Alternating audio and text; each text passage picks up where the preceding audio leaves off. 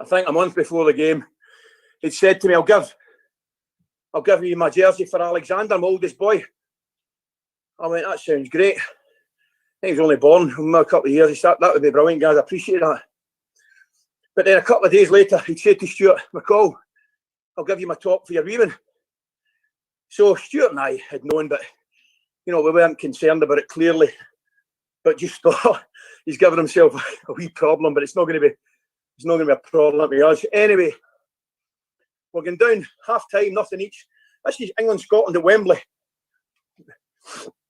And we're going down towards the dressing rooms, behind the goal. Just about we're going to go left. England boys are going right. Gascoigne takes his top off, hands it to Stuart McCall, and said, that's for the weaving. And he turned to me and said, you can have the one in the second half. And I'm thinking to myself, quite unbelievable, Probably one of the biggest games we'll ever play in our lives. And he's thinking about our children and not wanting to let them down. And that was him. And of course, the icing on the cake was, although it wasn't at the time, he scored, which to this day is one of the best goals that you'll ever see in a major championships. And the bad news is for Stuart McCall's son, he's got the top where he was bang average in the first half. I've got the one where he scored the goal in the second half. So, you know what I'm saying? You'll take that. Yeah, but what a football player, and what a guy. What a guy. I mean, I'm talking about him being generous here. I'm talking about him. I remember a time in the dressing room, I mentioned that it was Alexander's birthday, my oldest boy. And he wasn't even involved in the conversation. I just said it's his birthday. I was going to thinking about getting him a pet for his birthday. And that night at tea time, went down the back of the garden, and there was a cage with two of the most beautiful budgies in it. All the food, water, all the utensils to look after it. There was a kind of smaller fish tank with a couple of fish in it, goldfish and bits and pieces.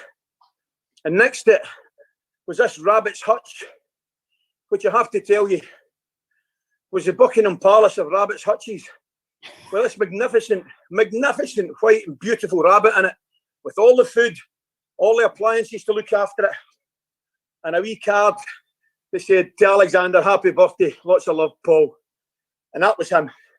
That's how I'll remember Gaza. Brilliant player, but a top human being, clearly with flaws. A lot of we've spoke about it 100 times. A lot of geniuses and people that are at the top of their field maybe have one or two issues as well, and that's certainly Paul. But what a lad!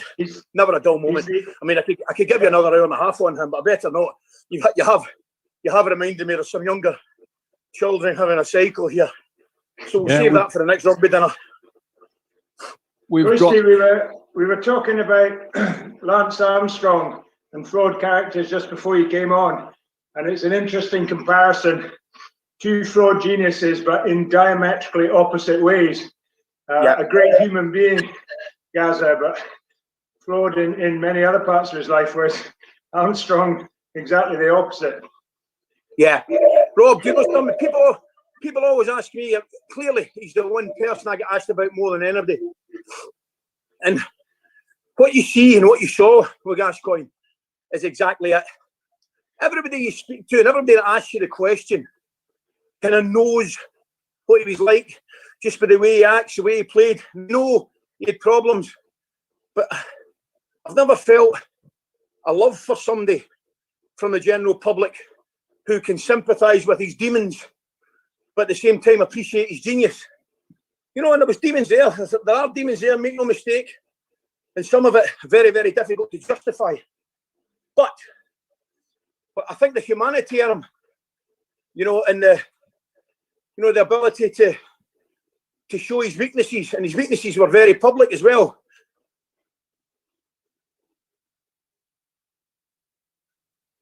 We've lost you, Ali. We've lost you.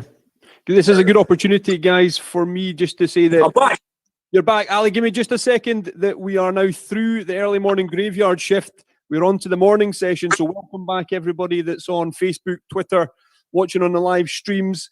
We've got Ali McCoist with us at the moment, Stuart Hogg at 9 a.m., Dame Catherine Granger at 10, and JJ Chalmers at 12. So that's the run that we're looking at this morning. Ali, back to you. I want to know who did the schedule. Who gave Hoggy and Granger the long lies? That would Whose be me. idea was that? That would be me that worked out the schedule. Okay, fair enough. I picked on the wrong person. I didn't expect you to answer me. Hoggy's got a game this afternoon, so I had to get him on early. No way! Brilliant. That's game. dedication. That's fantastic. I'm looking forward to seeing Hoggy after his success last year. What a success. Great for the boys, wasn't it? Yeah. Absolutely tremendous. Absolutely. And later on, if you do make it back on later, Ali, we've got Gavin Hastings at 5:45. You managed to get him off the golf course. Well done, guys. I think he's struggling with lockdown. He's only got ones in Edinburgh that he can play. Oh, he'll be walking about that house with a putting stick. Don't worry about that. Knowing him, he'll be putting up and down that living room, Will Hastings. Coisty, your own career highlights. Just chuck a couple at us, the ones that sort of remain in memory. Obviously, winning the title for the first time up at Aberdeen was a memory that will be with me for the rest of my life, because we hadn't had any success in terms of the league for, 10, 11 years, whatever it may be. Graham Soon has come up, and a lot of you remember, he just grabbed Rangers and indeed Scottish football by the scruff of the neck and shook it for about the 3 or 4 years that he was there. And I'll tell you what a ride it was. It was brilliant to be on board at that time. And I can still saw a picture of it the other day. I can still see the late, great Davy Cooper. What a player. I can still see him swinging a left-footed free kick across, and big Terry Butcher getting up above big Alec McLeish and Willie and heading that into the net. And I think Aberdeen came back and equalised, but that was the one. We'd won the league for the first time in a long time. And I have to tell you, that was a bus journey back home from Aberdeen, guys. That was a bus journey. And I remember the fans invaded the park, and I ended up, all I had when I made it to the dressing room was my slips. That's all I'd on. I'd lost my top, my shorts, socks, boots. And believe it or not, at that time, I had a wee lucky gold chain I used to wear. You wouldn't be allowed to wear them now, but I used to wear it. And I lost a lot, everything. And believe it or not, 2 weeks later, I got an anonymous letter from my mother in Airdrie. And the letter said, "Mr. McCoist, I believe this might belong to you." He said, my son took it in a moment of excitement, and we feel it's only right that we return it. And it was my gold chain. This lovely lady from Airdrie, she'd obviously given her son a bit of a row because he'd maybe grabbed the chain in excitement. And 2 weeks later, she sent it back in the mail, which was lovely. So I think winning the title clearly was a great memory. And when you win your first Scotland cap, the boys will know, the rugby lads will know, I won my first Scotland cap over in Holland. It was just after, sadly, Big Jock had passed in Cardiff. And we played Holland in Eindhoven, drew nothing each. Our nothing was mainly due to the fact I was playing, to be fair, because I do recall missing two or three chances. But when you pull on your national jersey for the first time, you know, it's a moment you never ever forget. The rugby boys will be the same. When I was a wee boy kicking the ball in the primary school up at East Kilbride, Calderwood, you know, your Kenny Dalglish, your Dennis Law, that's who you are. And then when you get the opportunity to pull on the same Scotland strip that they've worn, you never forget it. Great memories, Ali. Great memories. And what about you? Do obviously follow the Scottish rugby? Are you able to hang on for our 15 minutes? You and Hoggy getting a bit of chat would be pretty entertaining. Well, I've made the cardinal error of telling Wainwright I'm on for about an hour and a half till I have to go to my work. So I think I've got another hour of this. if you'll have me. Of course we will. I think we've got who have we got here? Richard Minikin. Richard, have you got a question for Ali? Trying to unmute you. You there, Richard?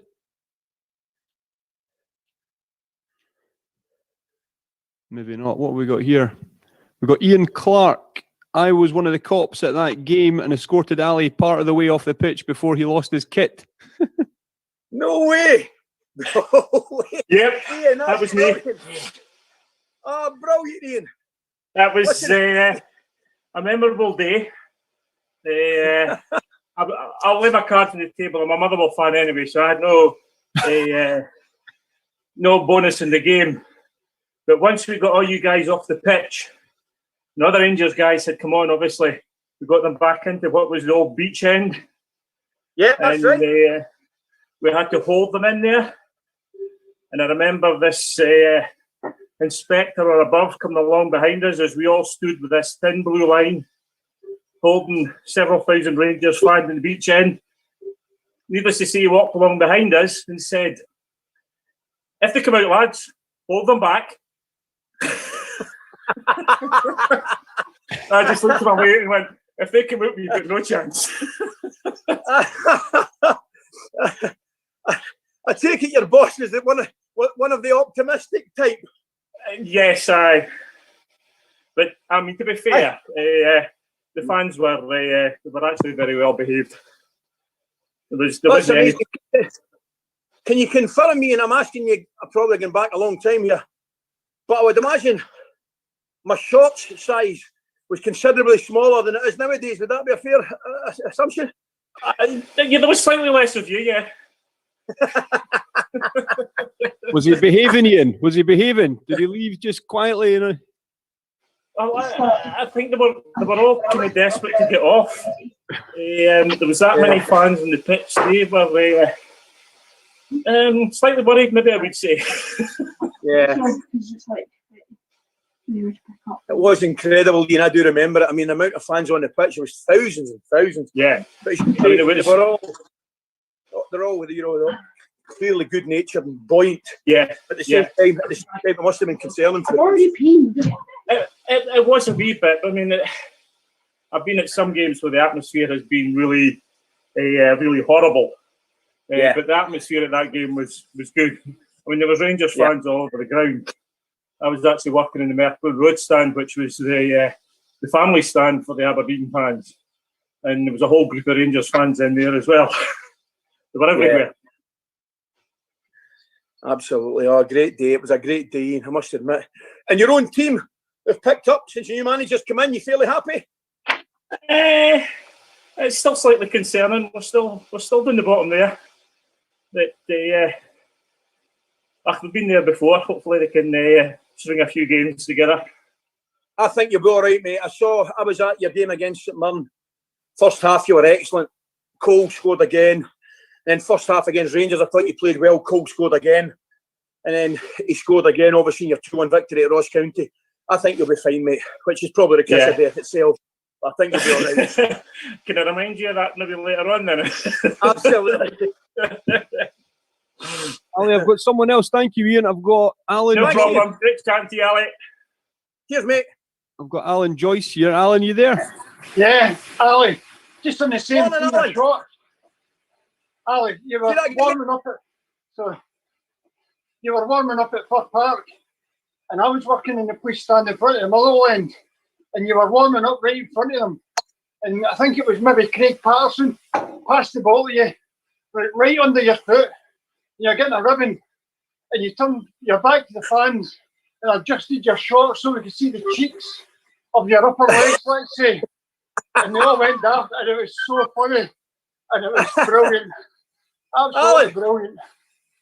I used to save that particular action for the warm up at Celtic Park, right in front of that jungle. They used to give me it. You've no idea. They used to give me it like I loved it. The abuse and the pelters I took in front of that jungle. And just before I went back in, I always made the point of bending over while facing away from them. Kidding not in the nation, I wasn't touching my toes. But at the same time, I would adjust my shorts just to give them two cheeks, just to let them know I was thinking about them. The fans, they took it well. It was so funny. Brilliant. There's lots. You're right. Sorry. No, you're right about David Cooper. What a star for Motherwell he was. And what I remember Coop. And I'll tell you a story about Coop when he went to Motherwell. One of his first games was against us at Rangers. And Coop had a wicked sense of humour, you know, wicked sense of humour. And I've already told you what a player he was. Anyway, I was on the bench, it might have been the same day. I come on, 20 minutes to go. The ball gets played out the left-hand side to Coop. And I made the mistake. And it was unacceptable, really, having known Coop. I get caught in a 1v1 situation. So I had a quick look over my shoulder for reinforcements. Sadly, there's none arriving. So I thought, I'm going to have to try and stand up here. So Coop runs into me with the ball. As he does, he dropped his shoulder to the left. I buy it. I managed to get back on my feet to come back inside. And as I put my weight in my right foot, he nutmegs me. And he's away. Right? So I'm lying there on the ground. And I can remember looking up. And there's about 1,000, 2,000 Motherwell fans clearly ecstatic at the fact that he's put me in my backside and nutmegged me at the same time. Anyway, the attack resulted in a corner to Motherwell. Davey went to take it, and the way by, he walked by me, went down his sock, pulled out a complimentary ticket for his sock, handed me it, and said, "You'll need this to get back in." Unbelievable. Brilliant. Thanks, Alan. It's a pleasure. Coop played that game that day, and I used to pick Coop up to get into training. So Coop and I were as thick as thieves. And he went down there with a premeditated thought that he was going to make a fool of me and hand me a ticket, which he had down his sock for about 70 minutes. Genius. Absolutely brilliant. My two best favourite comments about Cooper. Terry Butcher's book, when he was asked who his hardest opponent was, and he said, "Cooper in training. You might as well give him another. You might as well get another ball out." And then at the last bit of the cup final, when you were doing the comments, Motherwell v Dundee United, Cooper come back and tackled somebody, and you made comment about it. You couldn't believe it. He'd come back to do a defensive tackle. Yeah, that's it. It was the fact about Coop, honestly, and I stand by it. He didn't have a right foot. He wasn't quick. He couldn't head the ball. He couldn't tackle. And he might just be the best player I've ever played with. It's incredible, isn't it? Yeah, brilliant. Thanks very much again. Thank you. Pleasure, Al. Ali, you'll be pleased to hear that across social media, everyone that's watching live, we're over 500 people watching at the moment. On the Zoom, we're almost at 200 people on their bikes. Austin Healy is over 100 kilometres in. You'll be pleased for Austin. I'm thrilled for Austin. I'm thrilled for everybody. As I said earlier on, it's great to be part of this. And we're all feeding off each other, which is magic. And more strength to everybody's legs. I'm watching everybody on my screen. And it's great to see everybody put it in, guys. So keep it going. Magic. Well, good on you, Ali, for everything you've done. And your team Glasgow, teams Edinburgh, Glasgow, South, Exiles, North and Midlands, they've all been putting the miles in. They've been going all month. And we're going all the way to the Calcutta Cup on February 6th. If you are watching just now, Facebook, Twitter, wherever you might be, you do not have to think you've got to do 240 miles. Jump on, do a couple of miles. We're trying to get £1 a mile out of people that take part. And it's all for Doddy. My name is Doddy Foundation, of course. So thank yous to everybody who's tuned in. Thank you for all the support so far. It's been fantastic. I'm going through, and if I see any names that I recognise, I think that might be Chris Hunter from Watsonians there. If it is, Chris, how are you, pal? Keep going.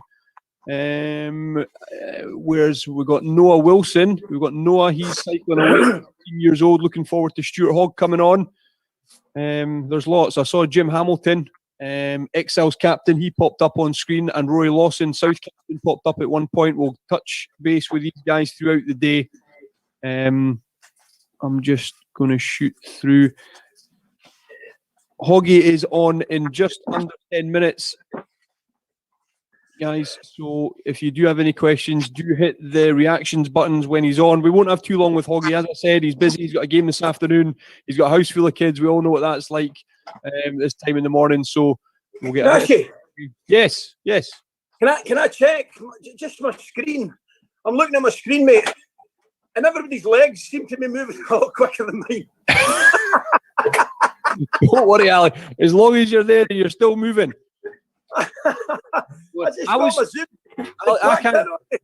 I can't criticise because I'm not on my bike at the moment. But I was just, you're not just going like that, are you? Your legs aren't.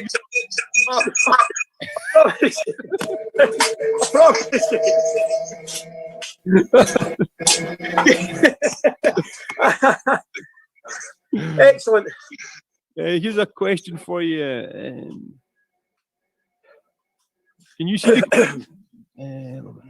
We've got a 50-year fan of Motherwell, Shona Dyer. She's on. Hi, Shona.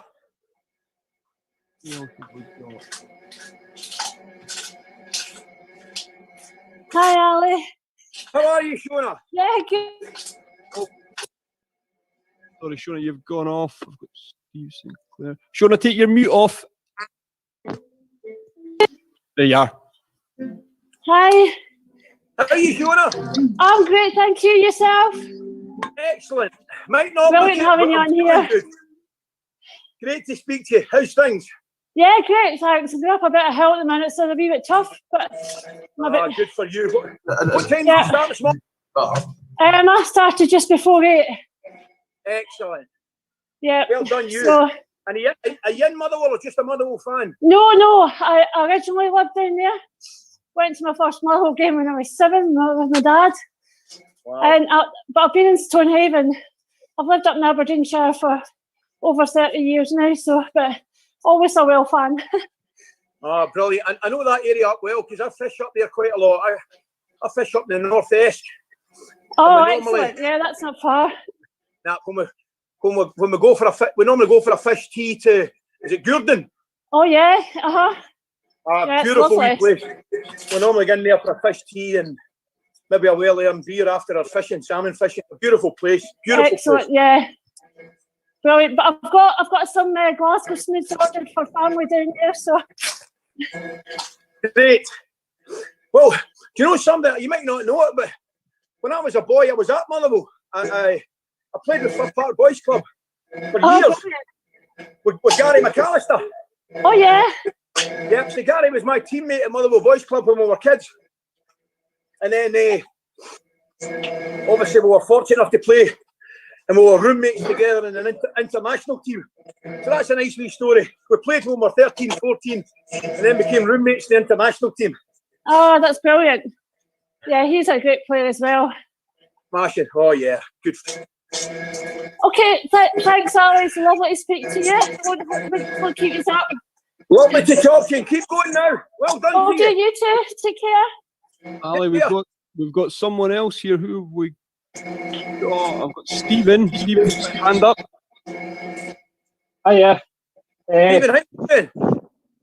I'm going to let out my Celtic fan, mate. Oh, Stephen. At the moment. We got Sun next to you in your pelters. What do you think's happened this season for Celtic? What's went wrong? Stephen, do you know something? And I'll be deadly serious, mate. I think just about everything that could go wrong has gone wrong. And it's remarkable, really, when you think about it. I don't know if there was I don't know what you think, Stephen, but I think a lot of Scottish football thinks that perhaps there was an expectancy from Celtic, rather than, we've got a job to do to go and get this 10th title. I think maybe from some, not all, but I think maybe from some of the supporters and indeed some of the staff, maybe, you look back at some of the quotes before it and you think maybe they're just taking it for granted a little bit. And then also, mate, I think, Stephen, right at the start of the season, I've got to be honest, if I'm playing against Celtic and they've got Foster in goals or Craig Gordon in goals, I think, to be honest with you, they're a far more difficult or better proposition than the current crop of goalkeepers, mate. And obviously, I think the bottle lad Barkas and Baines come in, then the young lad Hazards come in, and then Duffy's come up. And Duffy, I know he's had one or two issues, I think, domestically with family members not been well. Well, that's only what I'm led to believe, and clearly that will have had a big factor on the way he's maybe playing. And then the whole Dubai trip, you know, which I thought you can argue about the rights and wrongs of it, but I thought it was a poor decision to go there, you know. So I just think, Stephen, and I think it's going to be interesting because I think there's a lot of work, and I think you might agree, there's a lot of work to be done at Celtic, Stephen, you know, in terms of, you know, I mean, it's taken for granted that Neil's leaving, but nobody said that Neil's leaving yet. So will there be a new manager? There's clearly going to be a new chief exec, which the chief operating officer from Scottish Rugby's come in. Yep. And I think there'll be a big change in the personnel. I think one or two players might move on. So it's a big period coming up for Celtic, Stephen, I think. What do you think's gone wrong? Like you say, a bit of everything. Complacency, definitely. That swagger. We've won 9, we're going to walk it. And I mean, you'll know better than me, but it's not like that in football at all. Oh, no. You've got to put the effort in. But cheers for that, appreciate that. Thanks, Stephen. All the best to you, mate. But just for the record, Stephen, I hope we're having the same conversation next year.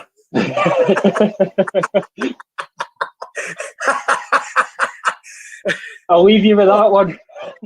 Thanks, Stephen. All the best, mate. Now, I can't be two-faced, guys. I've got to get my cards on the table right away.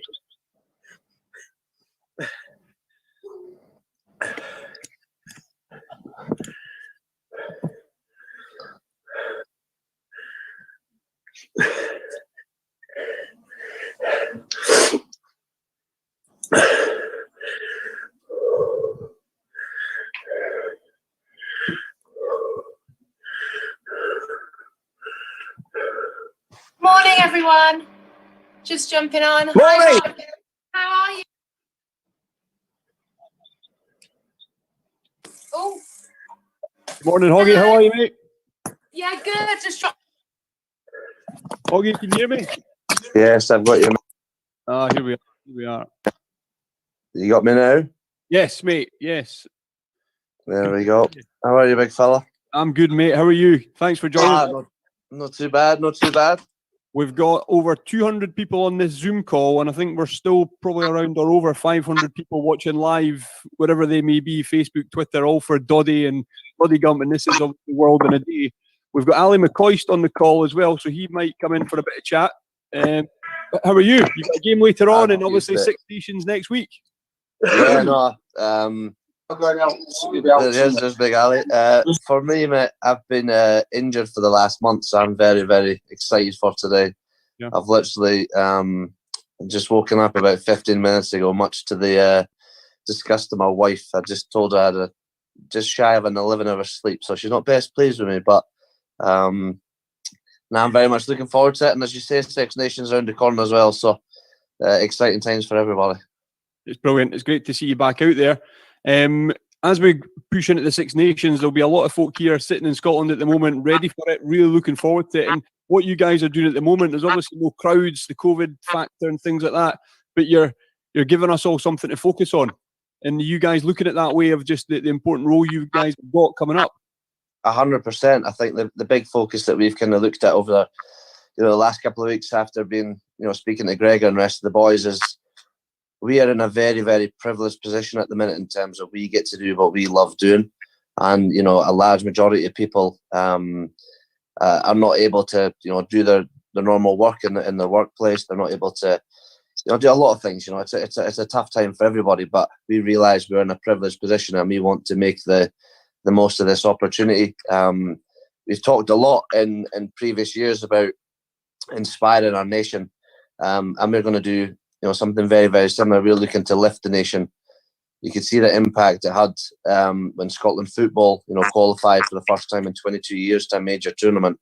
That was massive for the whole country, and we want to just kind of, continue to do something like that. So, we're very excited for the opportunity, and hopefully we can, lift the nation and put smiles on everybody's faces again, because, it is a pretty bleak time for everybody, but we want to pick up the spirits and make the most of it.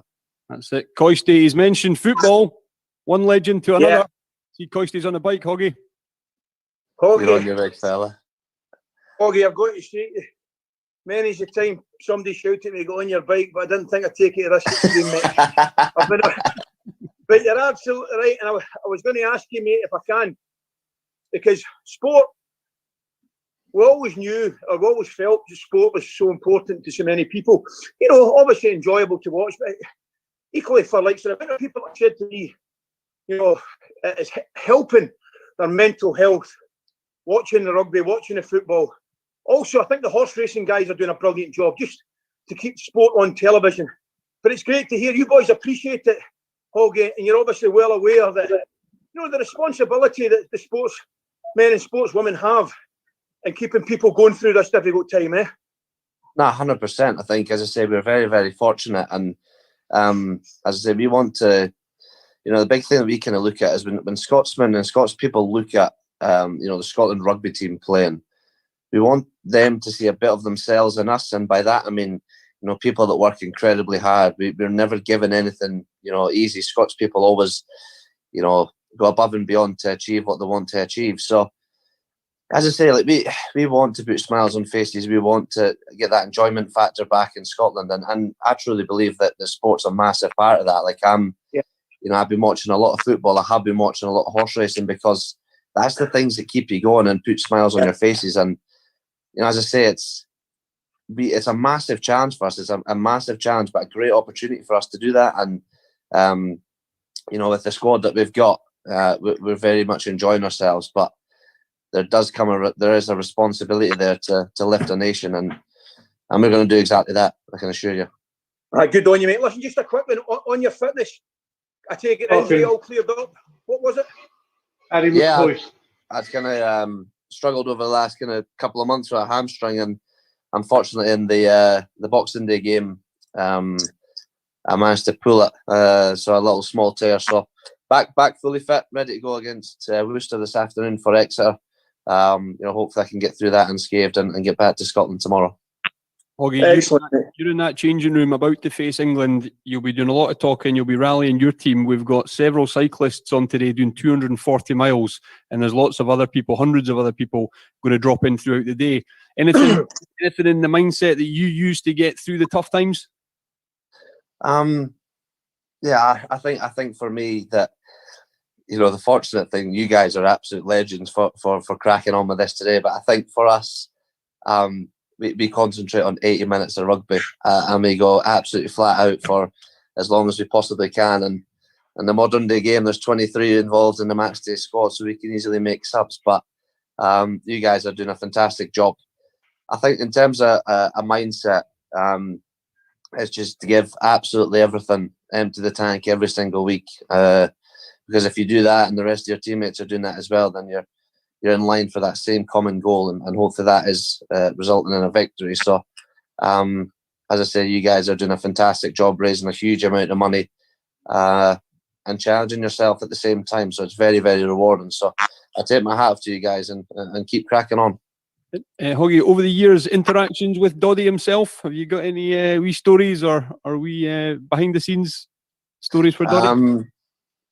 Yeah, I think we look back at 2017, and it was just kind of, I think it was roughly about this kind of time of year, and obviously it's coming into a Lions rugby year, and you know, we had a few Q&As along the way, but we had one in Cameron House in Loch Lomond, and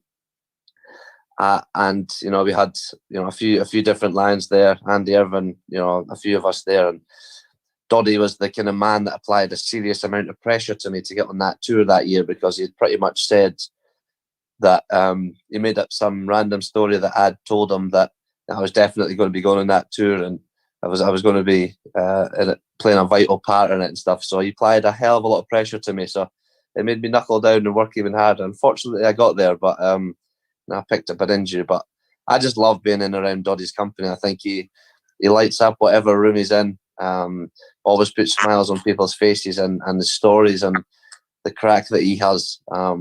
He's just a terrific guy, an absolutely terrific guy, and you can see that in the amount of support that he's had throughout the years since setting up his MND charity. And you know, he's just an absolute legend, Absolutely. Now you mentioned the Lions there. A lot of games to be played. squads to be selected. You must have your eye on that, but we just don't know what the outcome is going to be, though. What you got any your own opinion on the Lions 2 this year, South Africa, and how that might unfold? Yeah, I think look, for anybody that's been involved in a Lions organisation, it's absolutely amazing. It's the highest level of rugby you can achieve as a professional rugby player. The Lions, for me, and we've chatted about it with other captains of the nations, is that the Lions has to go ahead in some way, whether that be in South Africa with kind of no fans, or whether that's across here with hopefully we can get fans in our stadiums. So, when we were talking to Ali just a few minutes ago, we talked about having a massive impact on mental health and stuff. I think if that was to be on, it gives everybody something to look forward to this summer. And as I say, everybody, it's not just a case of everybody in the British Isles and Ireland that concentrate on the Lions. It's everybody across the world has an eye on what's happening with the Lions, and everybody all comes together to support the one team. So I'd love to see it go ahead. I think, whether that be on home soil, it just, for me, as long as everybody's in the healthiest and safest possible way, we get this tour going. But in terms of making a decision, it's way above my pay grade, and there's men and women that will be making that decision for everybody. So, here's hoping we can have it on. Absolutely. Now I'm going to call out, Hoggy. I'm not going to keep you too much longer. I know you've got a busy day. But a young man, we've got a 13-year-old Noah Wilson. Still on, Noah? He had a question for you. If we can find him.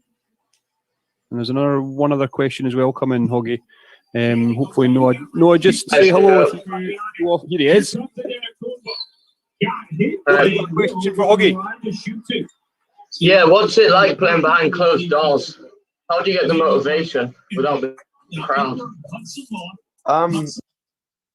It is quite difficult. Obviously, a player like myself likes to feed off the crowd and bring the crowd into things. And for me, there's no better feeling than winning in a Scotland jersey at BT Murrayfield, and you got 60,000 people supporting you on. But like it's like everything, you're going to be chucked challenges in life, and us as rugby players, it's all about creating our own energy and staying within our little kind of bubble that we talk about. It we're having spikes on the end that nobody's going to burst it. So until now we were able to celebrate all these little victories in the game to create energy.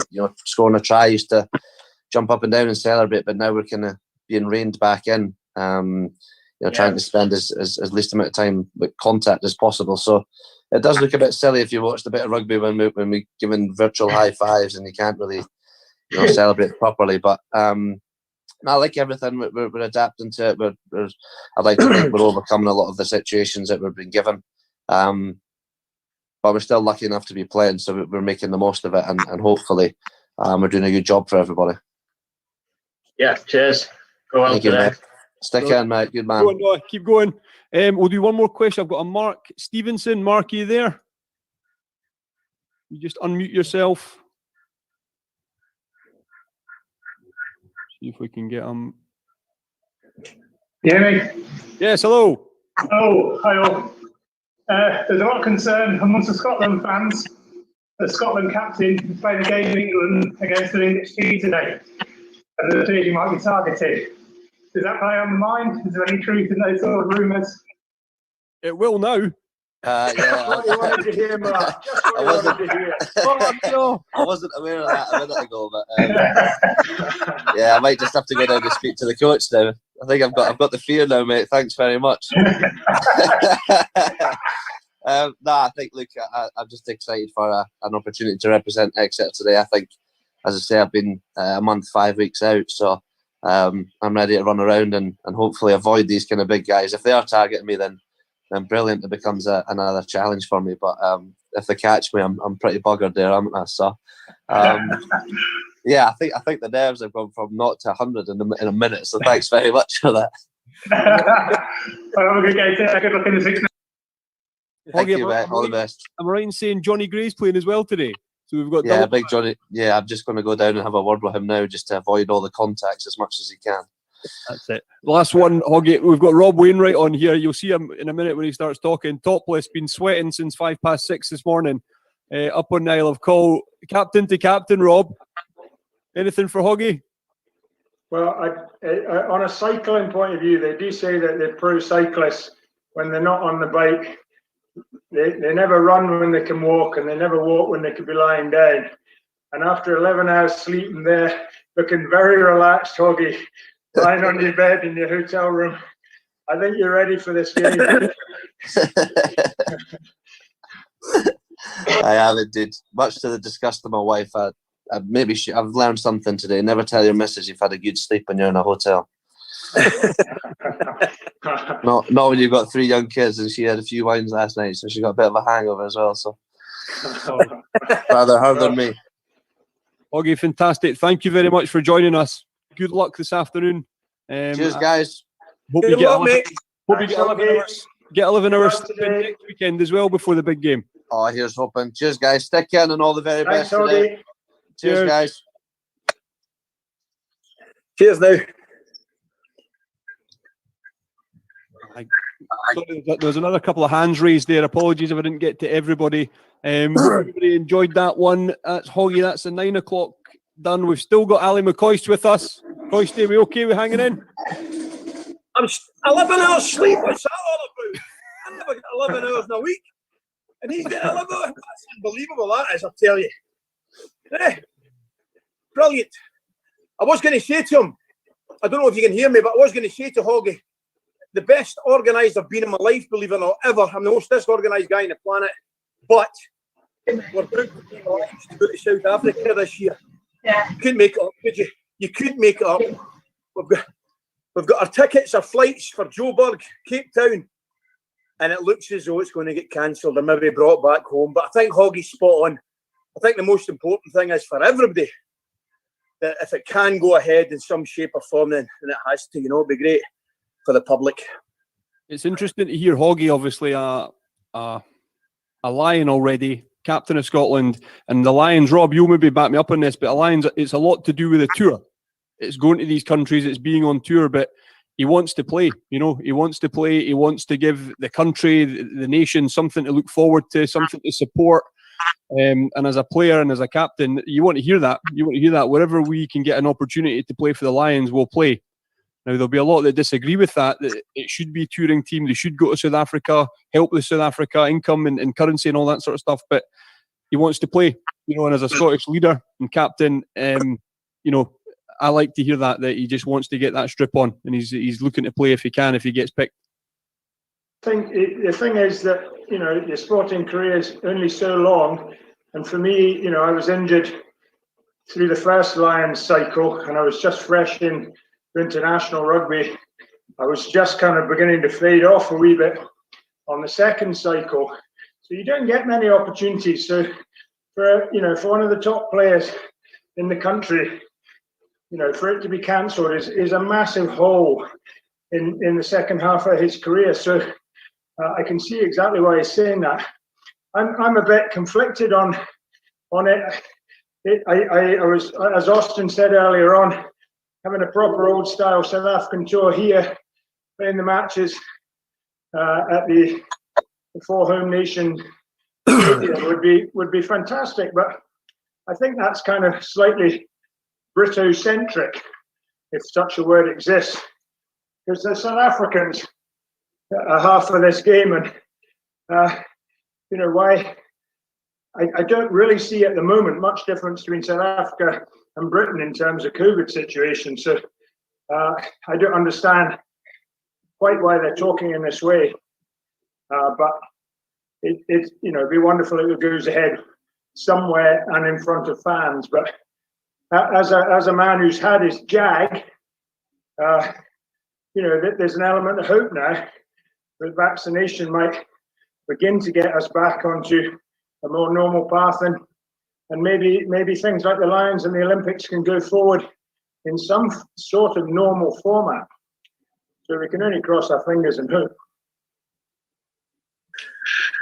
Coisty, you must have had some good tours in your time. What are some of the countries that you quite memorable, and if you can remember them after the years, but where did you travel that was memorable?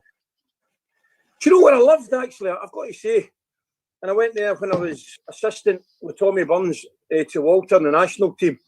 Went to Japan And I loved Japan. In fact, I think it's the last tournament in Scotland I've won. It was called the Kirin Cup. And we beat Bulgaria and drew with Japan to win this tournament. Anyway, I thought it was, it was the first place I think I'd really been where it was completely and utterly different. And nobody spoke English. Wherever you go somewhere in the country, whether it's South America or wherever, Europe, and invariably somebody will speak English. But I always remember in Japan, I always felt that nobody spoke English. And it was just wonderful. It was wonderful to be in another country like that. The people were brilliant, absolutely brilliant, tremendous. And of course, many years later, you look at the rugby, the national rugby team in Japan, the World Cup and things like that. They just come on leaps and bounds. So, no, I've been really, really lucky, man. It's taken me to just about every continent in the globe, really. North America, I've been to South America with football, all over Europe, Asia, Australia, New Zealand. So, and it's these trips, and I totally back up what Rob says. There's something, clearly when you're involved in a team sport, being a part of it, being a part of the team, and the everybody's spirits, and you keep each other going. But there's nothing like going away on a tour. Absolutely amazing. Whether it's a pre-season tour or preferably an end of season tour with a couple of games involved, there's something special about it. It really is. It's wonderful. And that's how I said to you earlier on there, we've got tickets to go and watch it. I've never been on a Lions trip. There's a couple of things boxes that I'd like to tick, and one of them's a Lions tour. And hopefully we'll go ahead in South Africa and we can all go. As I say, we've got the flights booked. And bizarrely, I'd like to go to an Ashes test in Sydney or Melbourne, or even at the Gabba. These are things that you'd love to do. Because I must admit, you talk about travelling support. I'll whisper this one. But the England cricket fans, that Barmy Army, they're something else. They know how to enjoy themselves and go and take in a bit of sport and have a bit of fun. So these are a couple of trips that I would certainly love to go on. But no, I've been very, very lucky all over Europe. You name it, Iceland, North America with football. And as I say, very blessed indeed. Keeping on rugby, Rob, what would Ali be? What would you tell him to expect if he goes on a Lions tour abroad? Well, I think everyone's different. I can just say from my one, it's a huge excitement to be playing with all the very best players that you feared playing against. And I mean that not literally, but you anticipated, you look forward to playing against these really good players, but they were going to be a thorn in your flesh when you were playing for Scotland. And then suddenly all these big worries are on your team, and they're a worry for the opposition. And that is hugely exciting. But as regards the touring, it is just one of the great privileges of rugby, particularly with something as big as the Lions, where, like the Barmy Army, the Lions support are just fantastic. And Ali's touched over the last hour and a bit on a couple of great places to tour, and I'd agree with him. Japan is the most foreign culture that I've ever been to. My first Scotland tour was in Japan, and we somehow or other contrived to lose our test against Japan back in '89. But it's an amazing experience, and it's so different.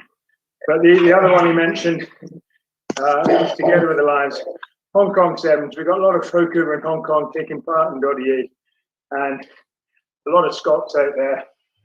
The Hong Kong Sevens is one of those must attend in your life sporting occasions, and I'd recommend it to anyone.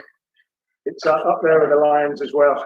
It's like the Lions all congested into 3 days and 3 nights. The 3 nights are quite important. I am trying to keep up with my old adversary John Hall here. Seems to have had a rush of blood to the head and is pushing on ahead. Can I check in?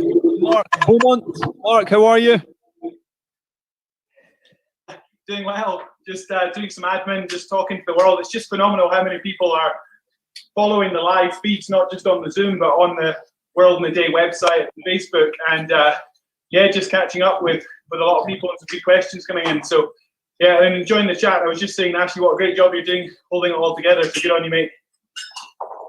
Guys, it's great to be here, and as I keep saying, you guys are putting the work in. I'll just try. Actually, you're like a poor man's Dizzy Rascal stroke Eminem with those headphones on, mate. I've got to say to you. This is the makeshift podcast studio that we're all locked down, so everything's been brought home, and I'm in my kids' playroom. You're doing a great job, mate. Great job. We've got to adapt, Ali. You know, we've got to adapt. So this is where we are, and I'll put the kit on. It's the best I can do without having the bike here, but I'm so inspired by all of you that you're just putting the work in, you're putting the time in. And Stuart Hoggs just messaged saying, fantastic crack. Thank you for all the best wishes, guys. So we really enjoyed that. To anyone watching on Facebook, Twitter, please do, if you can. A little donation would be fantastic. doddyaid.com. You can go there. Is that right? worldinaday.com. My name is Doddy. You know where all the profiles are. Please check them out. Donate if you can. There's lots going on. And the next guest we've got coming on at 10 a.m. we've got Dame Catherine Granger. So we'll be hearing from Dame Catherine at 10 a.m. One thing I would say is that so many people on the big ride today have been involved since the new year. So Gumpers, welcome, and it's great to have an event where we can actually clock some miles together. But there's also a cohort out there who have just got involved for the first time today. So this concept of 5 districts and having your team in a sense of rivalry between them in terms of who can clock up the miles might be a new one if you're wondering which team you're a part of. And so don't worry about that. If you want to join a district, and this carries on through to the Calcutta Cup on the 7th of February, crack on. But if you're brand new today, you can still absolutely, make a donation through the main link. So we've set up a Just Giving page just for World in a Day today, and that's all over the socials. Or crack on with your own pages if you're already a Gumper and have been involved since the new year. So however you come to this event, welcome, and put it on social media. It's only breakfast time, so put it on social media and tell the world, because it's growing nicely. We'll be here all day. Yeah, if you can, take a picture of your screen, take a picture of you on your bike, do what you can, share it on social media, tag Doddy Gump. Let's really get this going, and let's get those donations and get to £1 million as quick as we can, help to get towards that target. Well, that's a good point. So, last week when I think we went through the 500,000, I think that's when Rob and the team started saying, do you think we could reach 1 million? And now, as of last night, the tally was 870,000, which is just phenomenal. That's the force of 25, 30,000 people clocking up the miles and making a difference. Rob, what's your hopes and expectations? Because you dreamt this up around about Christmas time, and then a week later, the nation was clocking its miles. So it's grown pretty quickly. It's sorry, I'm just forwarding the link to somebody who's struggling to get onto the thing, but I think that's done. Sorry, it's you just never know, Mark. It's I don't set a target. I've always known that these events are capable, if you can capture the imagination, hit the time right, of winning some big figures. But we're absolutely thrilled to be where we are, and I do feel guilty. We keep going back with another plan, with World in a Day, and offering an ability for people to donate more. So I sent a fundraising request to a friend of mine here, and he smiled. He did the smiley emoji and said, "This is my fourth edition now," but he made it. So it's amazing the support we've got, and I know we've been going back to the same pot many times, and everyone has been amazingly generous. We are so thankful for that, and I don't know, it's just got a real buzz about it. I think everyone's getting a lot of positive energy out of it, which is amazing. And it isn't just about making money for Doddy, it's about giving something back to all those that are donating, and I hope you're all enjoying it as much as we are in the management teams. Rob, it's definitely for a lot. It's for Doddy. It's for my name is Doddy, but we've had some nice messages coming as well. This is a good time to just give Rob Burrows a shout. What he's been going through, the former rugby league player, Kevin Sinfield, obviously running marathons. They're doing great things there as well. And Doddy and Rob Burrows Foundation have been. You maybe tell us more, Rob, but to see what Rob's been going through and to get the support from Doddy and the whole community, whether it be rugby league, rugby union, everybody getting together. It's been fantastic to see us sort of all step up. It has been, it's been very uplifting. And as I said in one of my videos earlier on, one of the great tragedies or perversities of the current situation is how Doddy's life and Rob Burrows' life has been so severely diminished. And Davey, as well, who's in the peloton today, so diminished by this condition, and yet by their reaction to it and the amazing response they've had to the adversity, they're uplifting us, and they're actually enriching our lives by association. It's one of the great sadnesses of it, but it's also one of the amazing things about it is how much of a lift everyone's getting. And I hope Doddy gets some of that back from us. I do, I feel guilty every time I go and pester him for another video or, something. When my phone starts ringing on his, I think he groans. But, the invisible work that he does as well. I've had a lot of people who are newly diagnosed with MND get in touch and ask if they can speak to Doddy. And every time he says, yep, he makes a real priority of that. And leading people through how best to cope with this condition that currently there aren't really any effective treatments for, but hopefully as a result of what we're doing now, we can change that situation and give more hope than just a positive mental attitude in terms of treating this condition. So, that is also a huge driver for us, and I think it's quite an emotional topic. Yeah, Rob, can I jump in there? This is a good time. We've got Davey, Edinburgh team captain, on. Davey, if you can unmute, this would be a good chance. Just we'll drop in and out of conversations throughout the day, but just your first interaction with Doddy when you told him that you'd been diagnosed with MND. Are you there, Davey?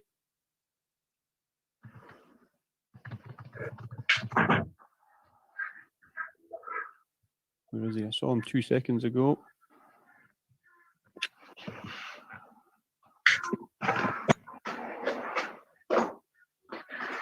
Davey, are you around? Hi, Nashi. It's Davey's brother here. Oh, hi, Tommy. Hiya. Davey's had a few tech issues, so but I'm sure he'll be back any moment. Tommy, I'll just take 5 minutes of your time. When I spoke on Instagram Live this week with Davey, and he mentioned the impact it had on his life and what was going on when he told Doddy that he'd been diagnosed with MND. You, as his brother, what as a family, and hearing that news, you tell us a little bit about that. Yeah, of course. I mean, Davey, he had started feeling some cramp in his left hand thumb. Tiny little thing. Thought it was a trapped nerve. Every test under the sun later, about a year later, you get the worst news you possibly can, which is your twin brother, age 30, has got MND, which is incurable. But Davey's strength, his positivity, in the face of this news has been really inspiring, and he's taken a lot of inspiration from Doddy. Doddy's has been such a champion for people living with MND, and turning it into something which is, his fight, his humor has been a real source of strength, and that's why we're all here. Absolutely. Well said, brother. Oh, here he is. Here's the man. How are you, Davey? I'm doing okay, Nashi. we're about, 3.5 hours in now.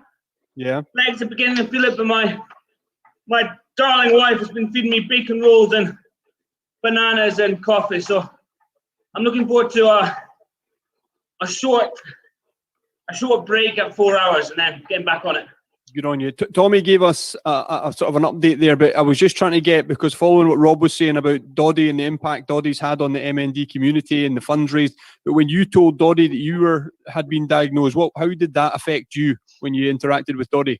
Oh, obviously I knew Doddy Weir before, the legend of the big man, but I first met Doddy. It was with Tommy.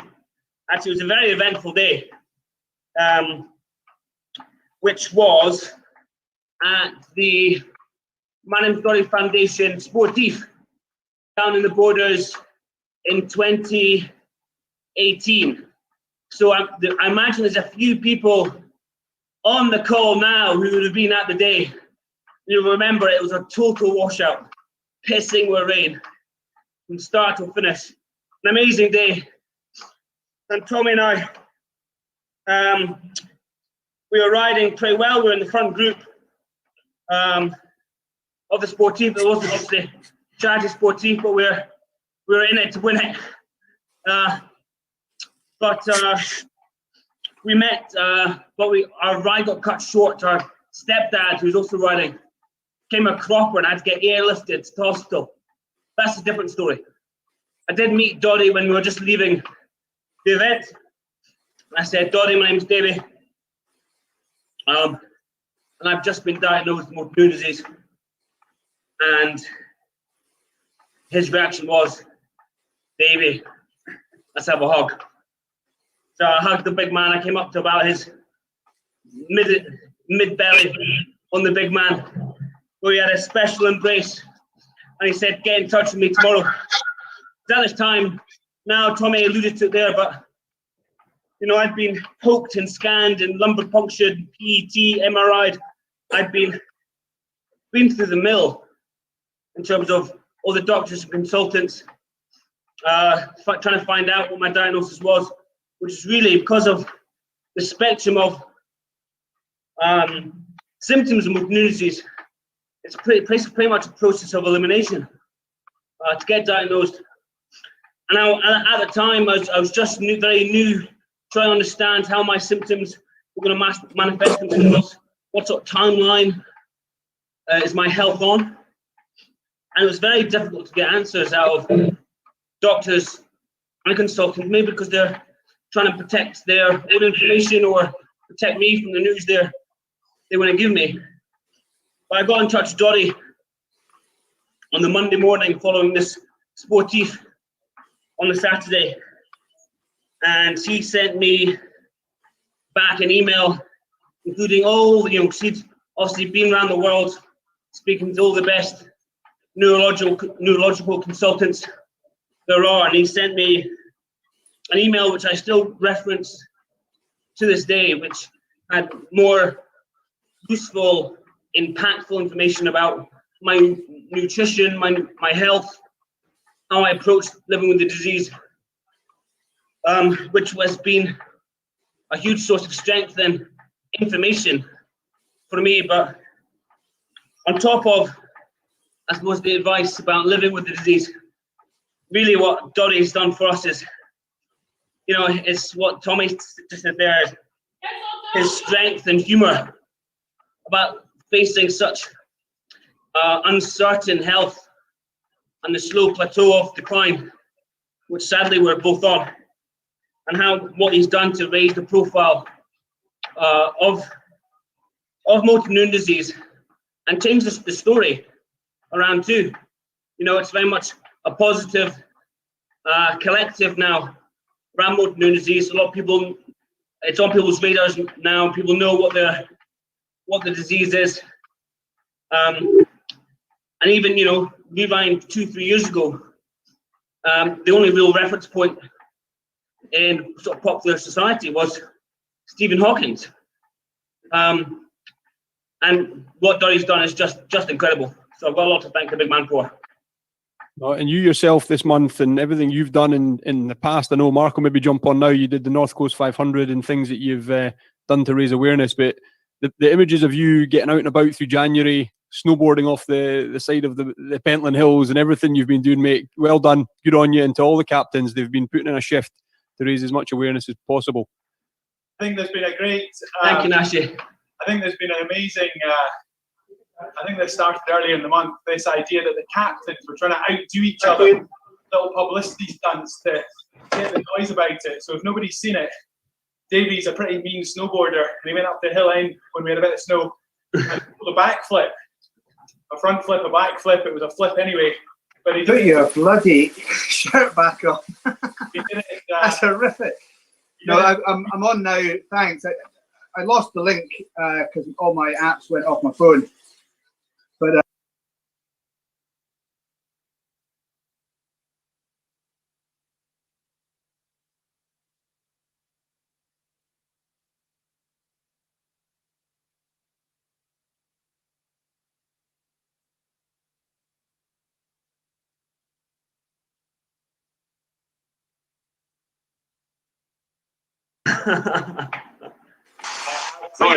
Yes, that was a good on you. I was trying to Kelly Brown really set sorry, the gauntlet. folks. I was in Loch Lomond, he was breaking through the ice in his scratchers. That's right. Going for a swim, so I thought, how am I gonna match the Glasgow captain like for like? So there was a wee bit of snow on the hill, so I went up. I must have looked like a right flasher to a lot of the people up hill end because I was wearing this long black jacket, and then as I dropped into the jump, off it came. I was wearing some borrowed pink budgie smugglers by George, who's actually on this call now. Borrowed. They were borrowed.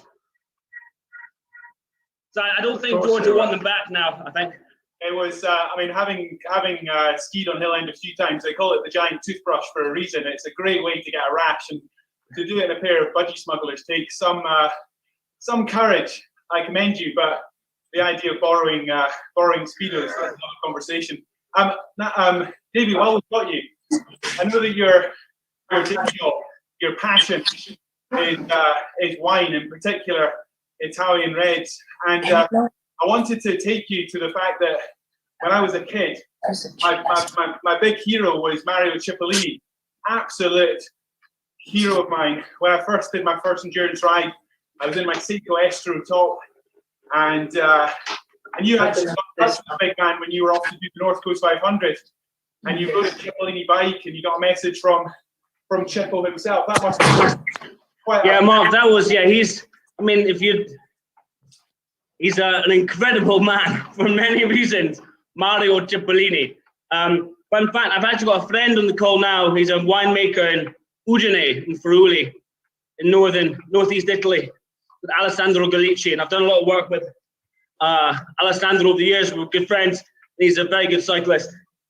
But when he found out about my news about autoimmune disease, had a profound effect on him. He's had friends and family who've suffered with the condition in Italy.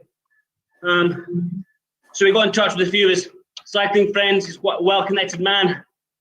And it wasn't long before he got in touch with Mario Cipollini himself. And so Mario very kindly presented Alessandro with a bike for me to ride on the North Coast 500, which is quite an aggressive bike to do such a long ride on. But it made everything a lot more fun, and it definitely spurred me on. But the most exciting thing about the bike was the firma di Mario. So Mario Cipollini signed the frame just between on the top bar here. So whenever I was feeling a little bit low or lacking in motivation, all I needed to do is look down and see Cipollini's signature between my legs. And that definitely gave me a little bit of forza to keep going. The guy, if nobody knows who we're talking about, just rode with such flair. He was one of those characters in the peloton. His long flowing locks. He was famous for riding like Mr. Rob Wainwright today, i.e. without a shirt. And, the lion, as they called him. But oh, there he is. He's covering his modesty now. But Davey, you've got your connections to Italy. Obviously, it's a country which is, you know, possibly alongside France, just loves the bicycle. Through your day job, is that a real connector? I mean, you must come across.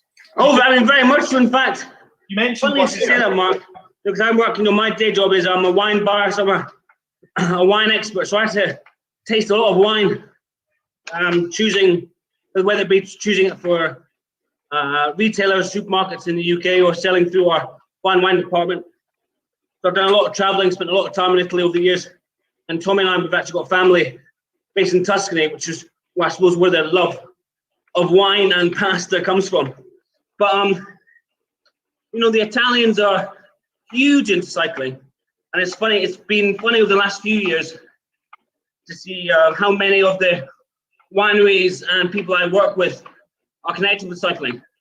So it's coincidental because I'm wearing a Farnese Nippo Fantini cycling kit, which is actually Farnese, or a winery based all over Italy, but the home is in Abruzzo on the east coast, so halfway down Italy in Ortona.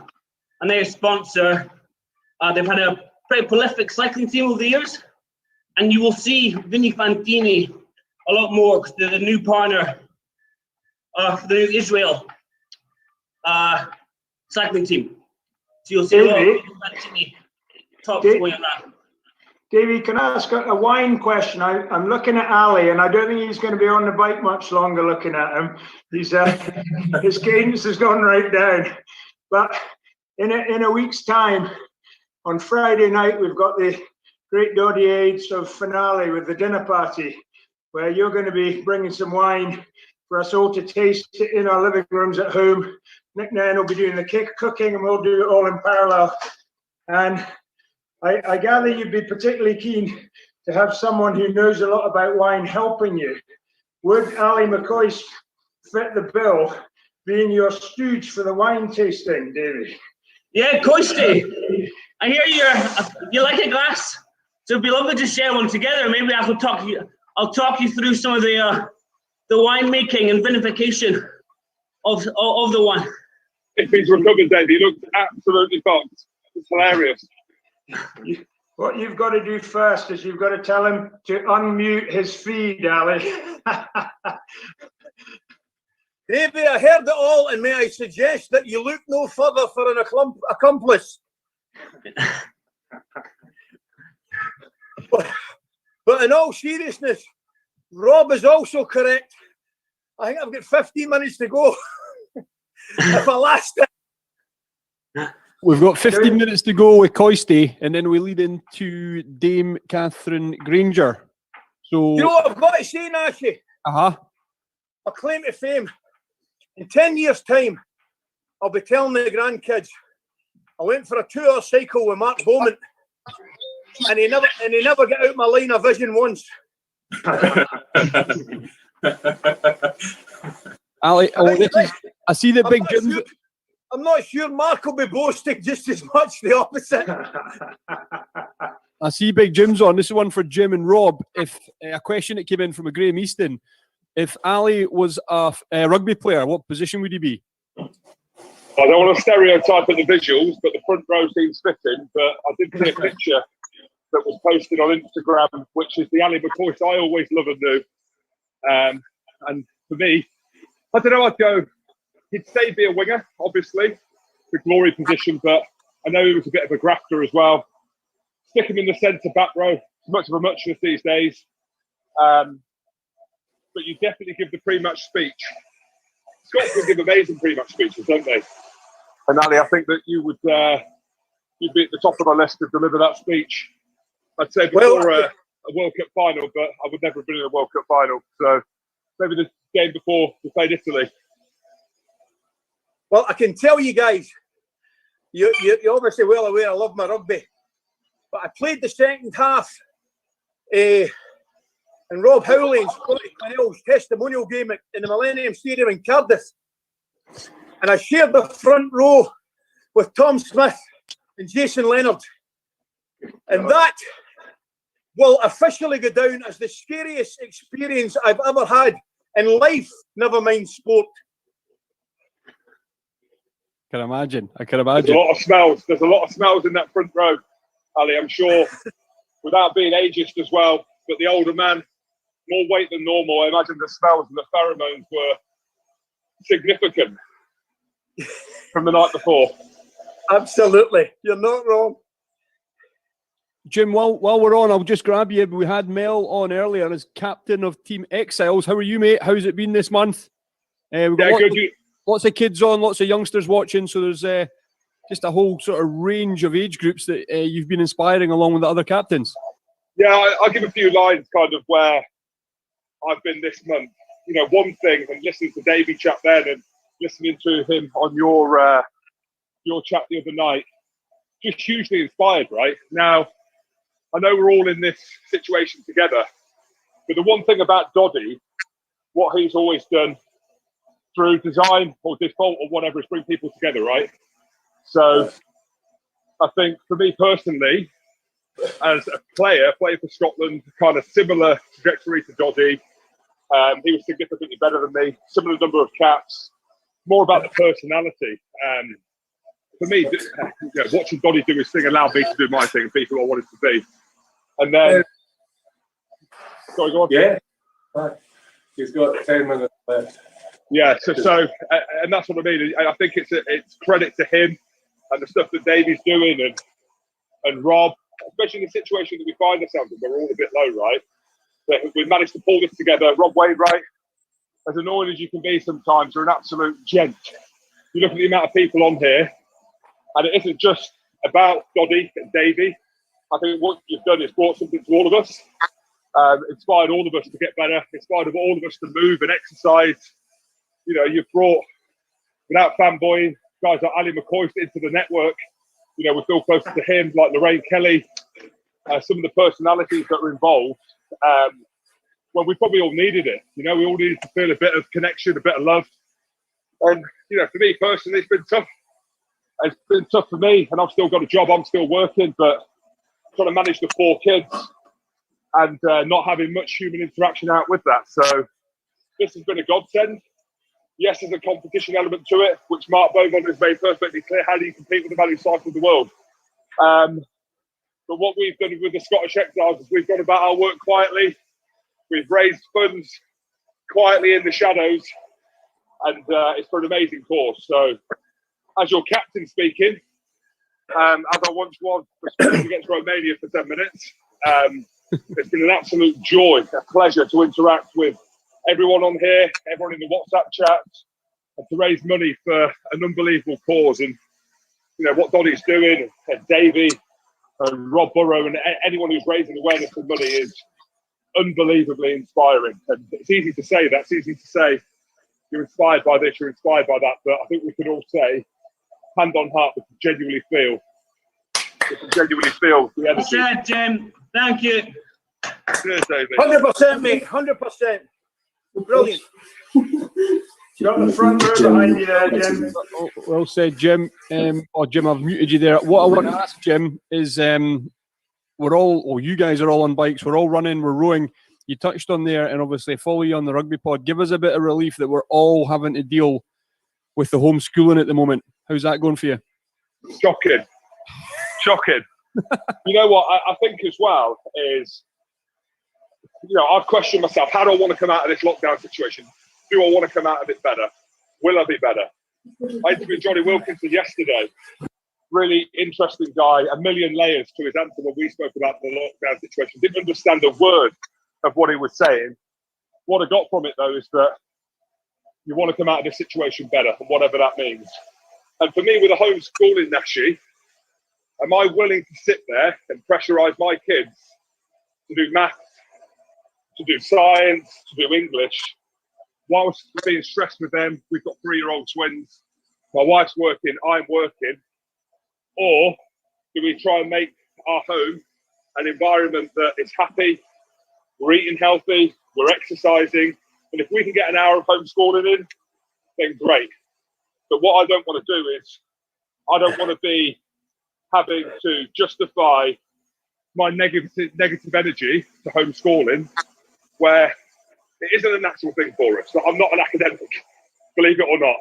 You know, I was shit at school. And so for me, as well as school is important and the academia side is massively important, I genuinely believe, and it's taken me 6 months to work this out, is that it's more about being happy at the house. And so when the kids are at home, the energy's right, they're sleeping well, we're exercising, we're talking, we're watching movies. And then when the schooling comes back, it comes back. Everyone's going to be behind, unfortunately. I think there's an acceptance to that. So some people would be great at homeschool. You know, if I could read a book, I'd get them to read it back to me. I can't. So, you know, it's been tough, like everyone. You know, 4 kids, it's busy. But again, there's an appreciation for the health. I'm fitter than I ever was. Some of that's down to this, some of that's down to because I want to be. And I genuinely think that people will be better when we come out of it.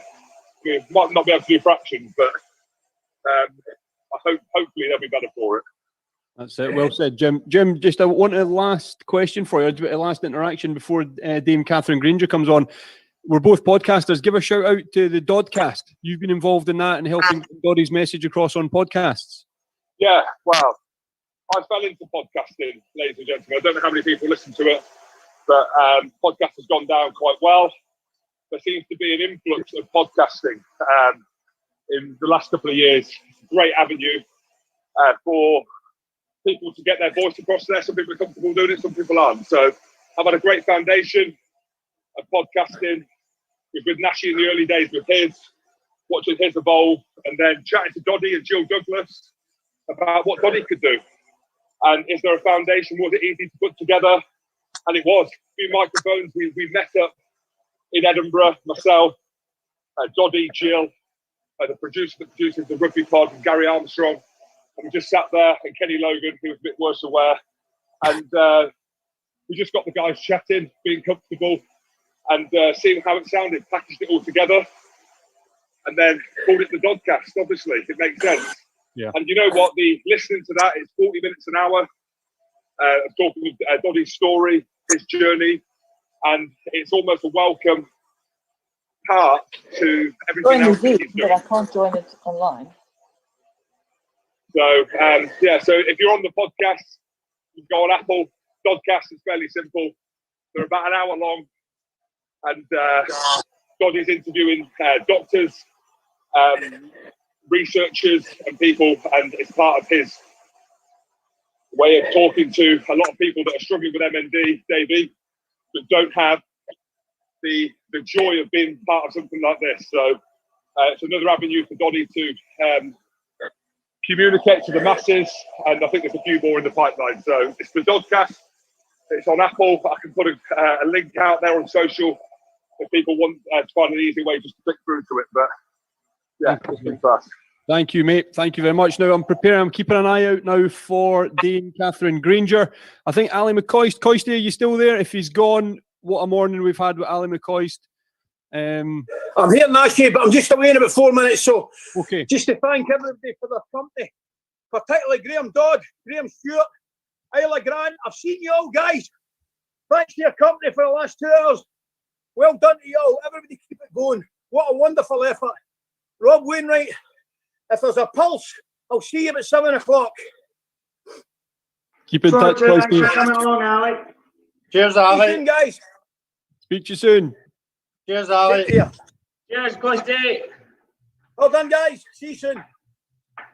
Okay, so we're almost at 10 o'clock. Dame Catherine Granger next, then followed at 12 p.m. by JJ Chalmers. So the guests are going to keep on coming, guys. If you're watching Facebook, Twitter, hope you're enjoying. Please do head to worldinaday.com. That's where you can make donations.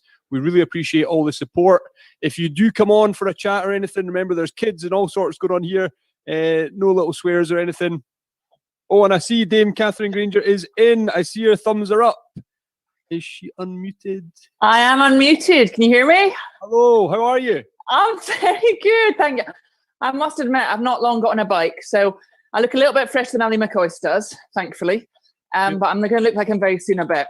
Fair play to Ali. He's put in a shift this morning. Yes. Tons of stories. He's been fantastic, just getting the the stories of old, from Question of Sport to Paul Gascoigne and all sorts of things. He's got a lot of stories, and he's made most of them himself. He's a one-man legend, that boy. Certainly has. But thank you very much for joining us. Pleasure. It's great to have you on. And yeah, we've got, where are we at now? We've got over 200 people on Zoom. I think we're well over 500 watching live across the social media platforms. So it's busy. It's all go.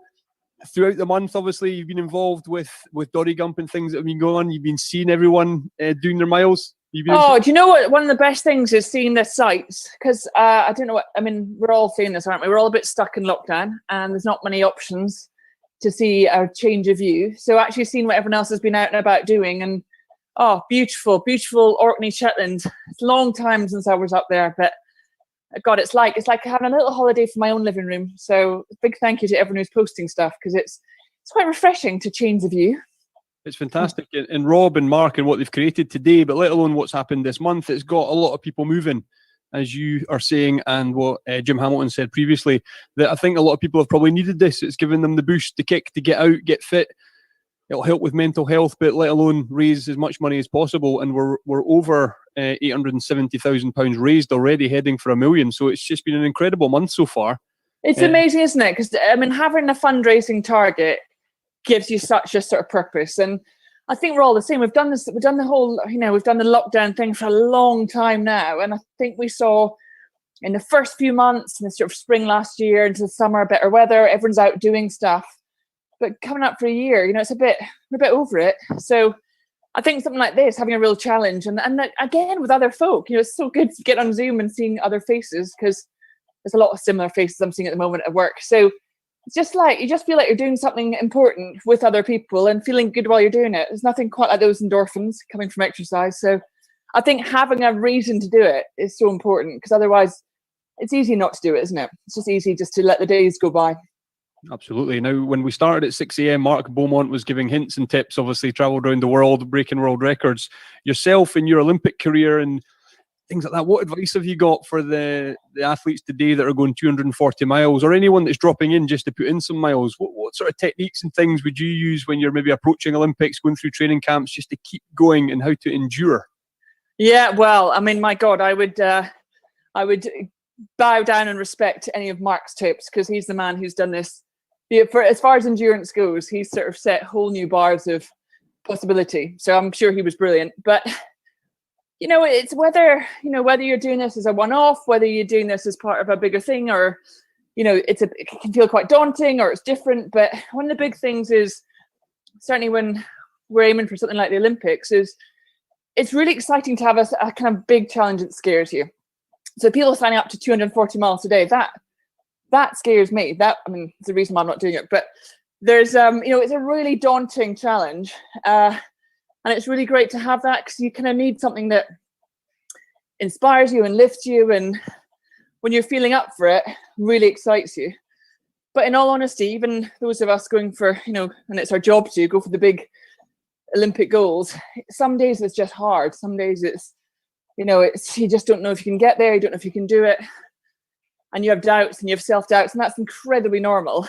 And through that, it's just about breaking it down. It's just making it really simple, really just getting to the next minute or the next mile or the next marker, and just really kind of being positive the whole time. But if you get it to there, you're doing a good job, and not always looking up. I mean, sometimes you want to look up to the big challenge, the big peak of the mountain, but other times that's just too hard. Sometimes you just need to look at the next step ahead of you. And the great thing about something like this is use people around you, use other folk, use, other motivations, use people to inspire you to go that next bit, but just break it down, always little goals that get you places. I'm going to use that advice straight away, because we've got questions coming in, and this is a rowing. Hi, Catherine. This is from, I've not got the actual name, but hi, Catherine. What is your opinion on Helen Glover coming back, and do you think she'll be paired with Polly Swan? That's a very specific question as well. Quite direct, yeah, no, it's fabulous news, and I caught up with Helen last week, and I think for her, she, it's still early days. She's incredibly fit, and always has been, even through having 3 kids, and always sort of in great form. But it's still unknown territory. So she's kind of not putting too much. She will have her own huge expectations, but she's not trying to sort of lay out yet what she's going to be able to achieve. Her big thing is there's no woman in the British rowing team has ever made it to the Olympic team having had kids. So for her, that's the big goal. That's the thing. Now, if and when she makes it into the team, I'm sure her goals will keep stretching, and she's not a double champion for nothing. So I think she will. I think she's got a lot of brilliant support around her. I think she's got an amazing potential to get as far as she wants to. At the moment, she's training in the 8, the pair, and the 4. I think have all qualified. So she's got options as well. So I think we're waiting to see who she gets up. But Polly Swan's a good shout because she's been a world champion with Polly before. So I think the next steps are all to play for. But like I was saying before, it's going to be small goals. It's just going to be let's get to the next marker and see how we're doing there, and then see where she gets put from there. But it's a really exciting prospect, her coming back.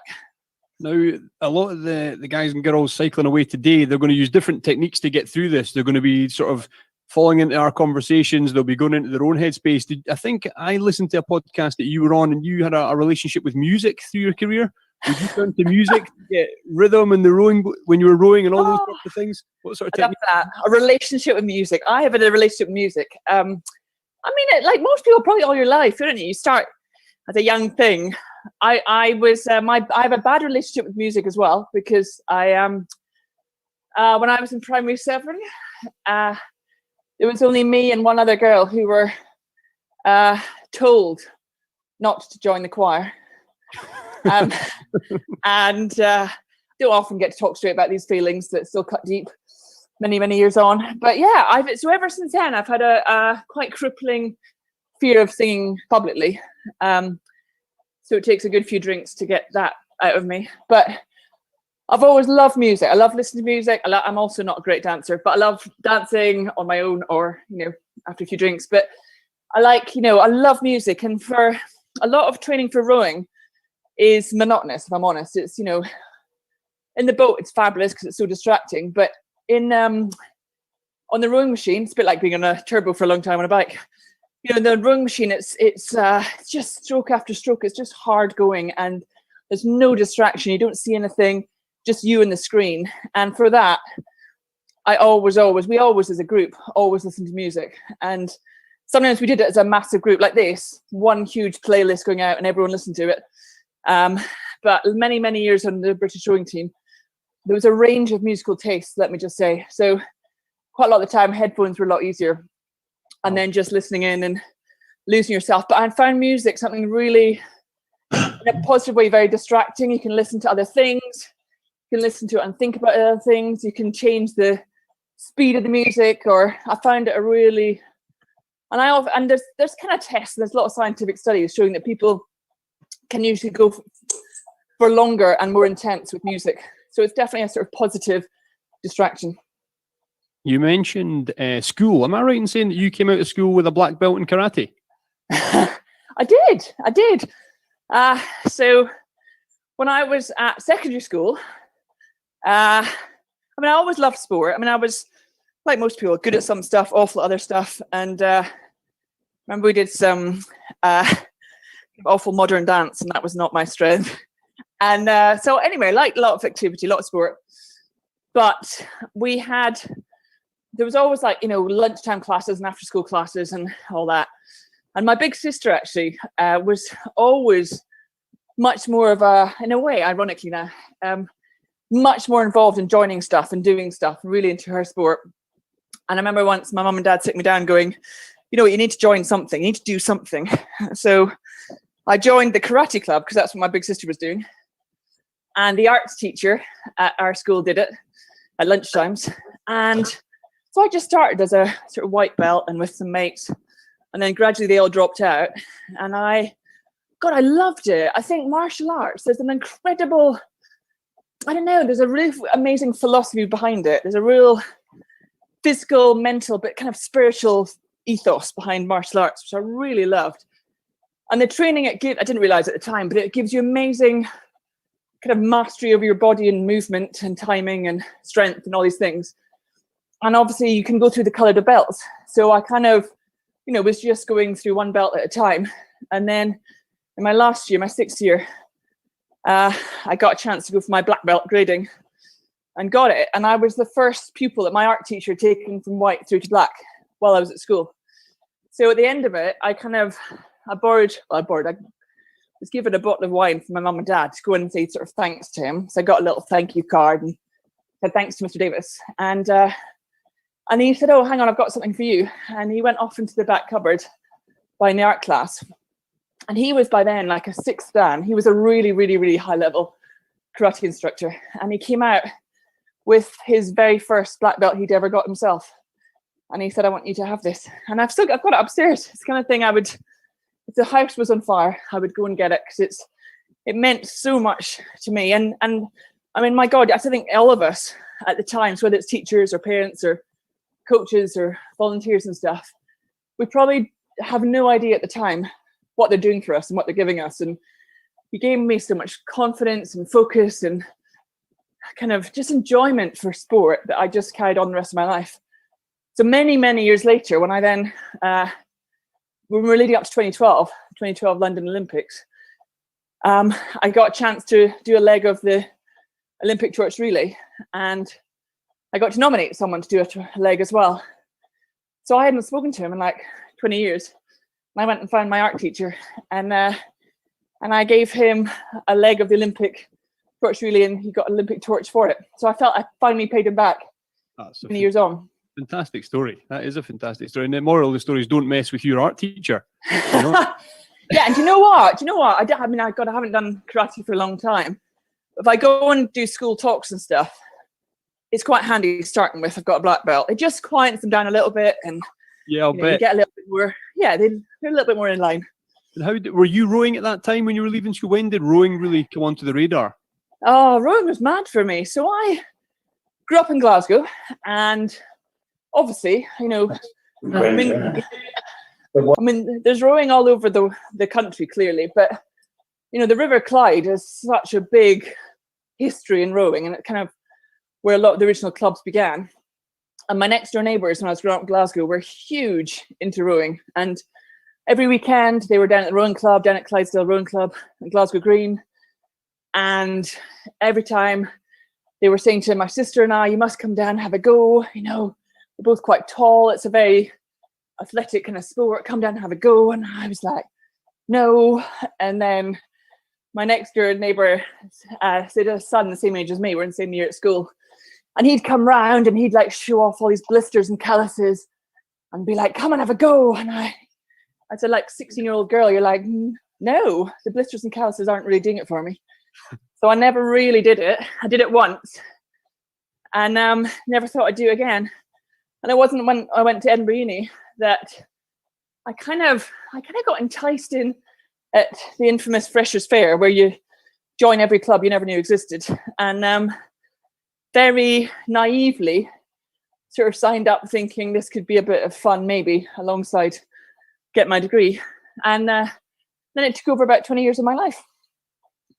We've got youngsters on the Zoom call right now, 10-year-olds, 13-year-olds, some of them are going to try and do the 240. What advice for them at that young age to commit to doing something like this? Whether, I forget the names, we've gone through so many this morning, but one of them is going to try and do 100 miles. And Mark, the advice, look, if you get to 101, it'll feel the same as 99. Keep going if you can. All the chats we've had with the kids that have been on, their parents have been in the background. They're obviously getting encouraged to do this. For our future generations, what advice do you give just to sort of try things, find out what you do and don't like, and commit all in? Oh, massively. I mean, first of all, God, any young folk, anyone on this call doing the big mileage today, just awesome, well done. Because it's, like I said before, it's easier not to. It's always going to be easier not to take on these big challenges. So to do them is enormous, and to do it at a young age is so, so impressive. So massive thumbs up and respect. Yeah, and what I'd say is, when you're actually doing challenges like this, it's, it's a bit like that, taking on something you just don't know you can definitely do. The feeling at the end of it, the feeling you will get, how much better and different you will feel when you've achieved it is just incredible, because it just gives you confidence about the next challenge or the next things you can do. Like kind of constantly pushing yourself to do stuff you don't know if you can manage. You won't always make it, but you always get a little bit better, a little bit stronger, a little bit smarter every time you take on a big challenge. So it's awesome to do something like this. And I think, I left school really not sure what I wanted to do when I grew up. And I think most adults I speak to still don't know what they want to do when they grow up. So it's probably a lifelong thing. But I kind of had a lot of drive and a lot of energy and a lot of passion, but I just didn't know where to point it or where to direct it or what to do with it, because I wasn't really sure what my thing was. And I think some of the best advice I got at the end of school, going towards university, was just say yes to as much as you can. Just stuff you don't know about, stuff you don't know if you'll be good at, stuff you don't know if you'll like. Just try things, and some you'll love and some you'll hate and some you'll be good at and some you'll be bad at, and you just never know. You really, really don't know what thing will chime with you. And when you find that thing, it is amazing. I mean, it's so brilliant. And I think the thing is just to take your time with it. You know, I think you get a bit worried about I should have my passion in life early, and you don't know when it'll find you or you'll find it. But just, you know, keep really open-minded and just keep trying stuff. And every time you try stuff, you'll learn a bit more about what you like or what you don't like or what you're good at.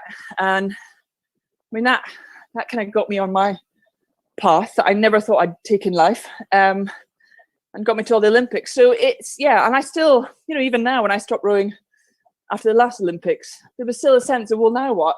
And you always have that through life. And you've got to go back to kind of what's important to you, what do you care about, what matters to you, and try and follow that path. And you know, if you can do something in life that you really are passionate about, you're really lucky. So I just say keep looking for it. Been so much achieved in your Olympic career. Nothing urgent. Just going to say, I've sent you a link an email.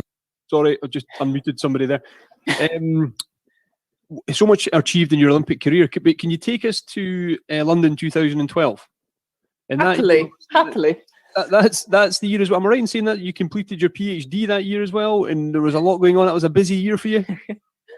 Yeah, it was a busy year. Yeah, I'd kept studying because I'd gone to uni to get a degree, and I was doing law, and I kind of wanted to keep doing that. So I did it very, very part-time alongside the Olympics. And I moved on to try and do a PhD, which took me a very long time to get right, but loved it. But yeah, I mean, 2012 was the games that, you know, with hindsight, it's a bit like the Glasgow Commonwealth Games, you know, with hindsight, these huge kind of home events are just phenomenal, just so excited, they're so thrilling. But on the way, you just never know. You never know what's going to be successful, what the public are going to love, what's going to be a kind of a hit. And the lead up to 2012, you know, we had come through a sort of double dip recession, and there was all this sort of doubt and concern about hosting a big sporting event, if that's really the way forward. And then when it was going to be around London, there was a sense of, you know, is that a city that can really cope with vast amounts of people adding to the already vast amounts of numbers and the transport systems? And I don't know if you'll remember the sort of spring of 2012 was awful weather, and it was just so wet. Been a huge build up to it, and it was all a bit bleak. And especially a lot of the tabloids had really focused on why this could all go horribly wrong. And so as an athlete leading into it, you're conscious of the noise, but you're trying not to be distracted by that. And then I think we had, you know, earlier the year we had the Queen's Jubilee, and there was huge footage of people around, you know, coming to major events. And then we had the Olympic torch relay. And then you saw, again, even in torrential rain, you saw the crowds turning out all over the country to support it. So then the building up, as an athlete, you start to feel, okay, this could be good. If we can hold, because the really big thing is you want the public support. I mean, as an athlete, it's the biggest event you do, but you kind of want to feel it's the whole country's with you and enjoying it and supporting it and being part of it. And it wasn't until the games got going that we kind of would have a clue if it was going to be a success on that scale. And then, I don't know if folk remember the kind of opening ceremony, but we kind of had this slightly warning shot of the closing ceremony of Beijing Olympics 4 years earlier. The next host country always get a sort of 5-minute demonstration piece. So in the Beijing closing ceremony, there was a bit with a London bus, and there was some sort of, I don't know, some hedges on top of the bus, and David Beckham was there kicking a football, and it was all a bit odd. bit disjointed. Certain Chris Hoy was out there on his bike, and I think we all thought, it's nice, but putting on a ceremony on the scale that the Olympics starts, can we actually even do something like that? Can we really pull this off? Because all the signs hadn't been overly positive at that point. But the opening ceremony is kept like the biggest secret even to the athletes. And you have no idea what it's going to look like, what it's going to be about, what it's going to feel like. And the athletes don't come in till sort of halfway in when the march starts. So you're watching it, all the athletes are watching it thinking, oh my God, please let this be good, please. And I don't know, I think that night really changed certainly a lot of the skeptics' minds, in that, Danny Ball kind of famously oversaw the whole project. And there was a lot of kind of pride in stuff, but not overplayed. So there's bits about the NHS, there was a bits about the history of music in Britain, there was kind of bits about great writers and great authors. And James Bond bringing in the Queen was we were even watching that, and you kind of, because the way they filmed it was so clever, in that they had they had Daniel Craig walking as James Bond, and you saw the back of the Queen's head, and we were all like, oh look, it's Helen, they've got Helen Mirren, my God, they've got Helen Mirren as the Queen, how exciting is that? And then it obviously cuts to the face of the Queen, and it is the Queen, and you think, God, that's the Queen acting. And she actually did a really good job. And then obviously she jumps out the plane at the end. And then they had Mr. Bean, playing the Chariots of Fire theme. And there was so many kind of fun, excited laughing at ourselves in bits. And I think people just left that ceremony that night thinking, God, we could really get this right. If we could get the right balance of respect to the history and tradition of the games, but actually kind of a self-deprecating, fun. Oh yeah, I see a comment from, I'm only seeing bits of the chat, the Forging the Rings bit. And I remember watching it, and because the whole bit started from a sort of green and pleasant land look, and it was beautiful, sort of meadows. And I remember before, the only thing they'd leaked to the press was there's going to be a tree, and there's going to be some sheep, and the tree will be real. And that was kind of the big hype. And we were thinking there's going to be a real tree with some sheep. Like, this is not going to compete with, say, Beijing when they had the 2008 drummers drumming in perfect synchronicity. And then we watched as this green and pleasant land unfolded, and there was milkmaids, and there was all sort of lovely sort of countryside. And then they flipped it to the Industrial Revolution, and these huge, huge towers just grew out of the stadium floor, kind of towering over everyone. And then you saw people, and there was Brunel walking around talking about it. And then you saw them like in the forges making things, and they made this huge circle in front of us. And you thought, oh my God, they're making a huge circle. And then they kind of lift it up, and then you realize across the whole stadium floor, they've made 5 huge circles, and they lift them and then unite them as the 5 Olympic rings above your head. And it's, it was just genius. And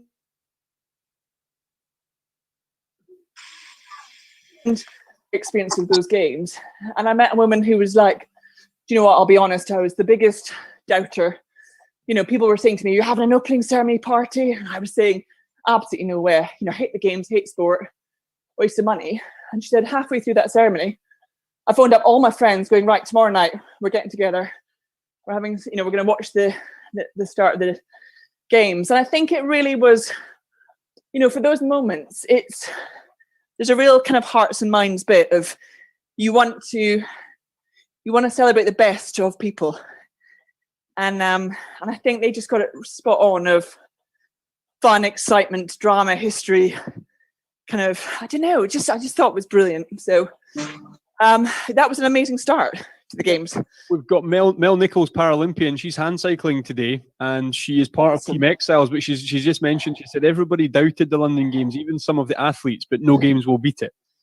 So Mel, I totally agree. I mean, it's hard, because especially if you're any of us privileged to compete at those games, you sort of felt it will always be very, very, I mean, having a home games is so rare in an athlete's lives, so you always feel biased towards them. But I do think so many things went right. And one of the biggest things two biggest things for me was the crowds that came. So both Olympics and crucially the Paralympics sold out everything. So the support for every single event, every single sport wherever it was in and around London, every single sort of session being sold out has never been done before, especially through the Paralympics.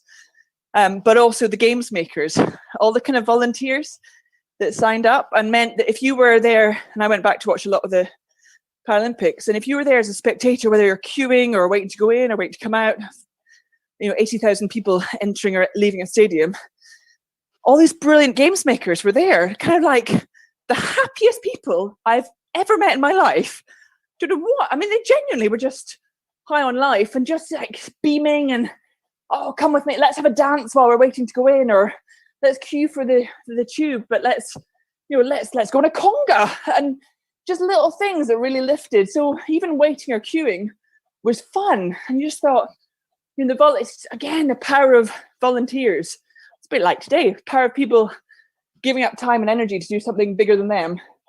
It's just so brilliant as a sort of human characteristic. Coming together and people buying into the culture, and all sort of aiming for that same target. It sounds like, I mean, we watched it from home and it was a fantastic event. But the actual games for you and how it progressed for you, how was it during the Olympics? Oh, so you go from the moment of the opening ceremony, and it's heart pounding, it's thrilling, it's exciting, it's kind of overwhelming emotionally, and the games are so different from any other event you do, because one, everything's heightened. Woo. So emotions and everything else are really, really heightened. So everything feels quite emotional. But also there's much more kind of chaos and distraction around you compared to anything else you'll ever do. So, there's other events happening. There's sort of huge kind of musical things happening. There's just hundreds of thousands of people.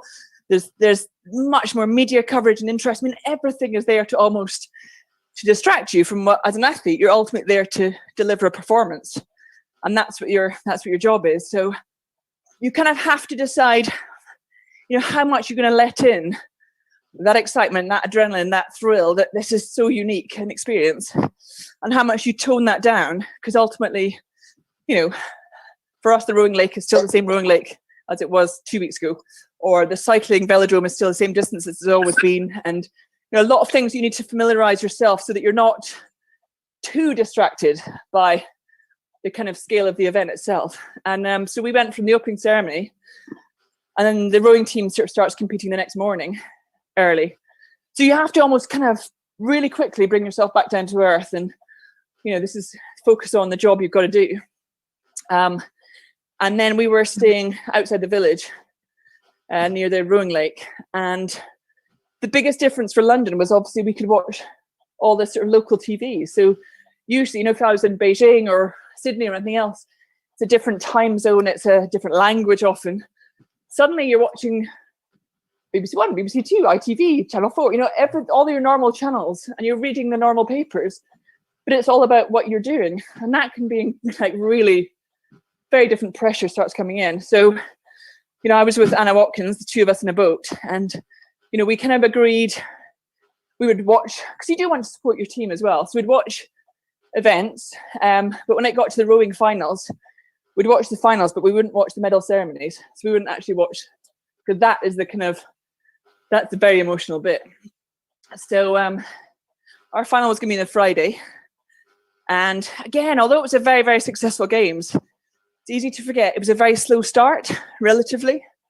So the day after the opening ceremony, that weekend was the road race for cycling. And we all really wanted and felt that Cavendish could sort of deliver on that weekend. And he had a brilliant team who had members who'd all won stages of the Tour de France just a few weeks before. And there was this real focus on this is the best British road team ever been put together. And Mark was kind of the lead name for it. And there was this assumption, these are the home games, the home team always do well. Therefore, this will be our first gold medal. We've got the best team we've seen on the road, on bikes, and it's the home games.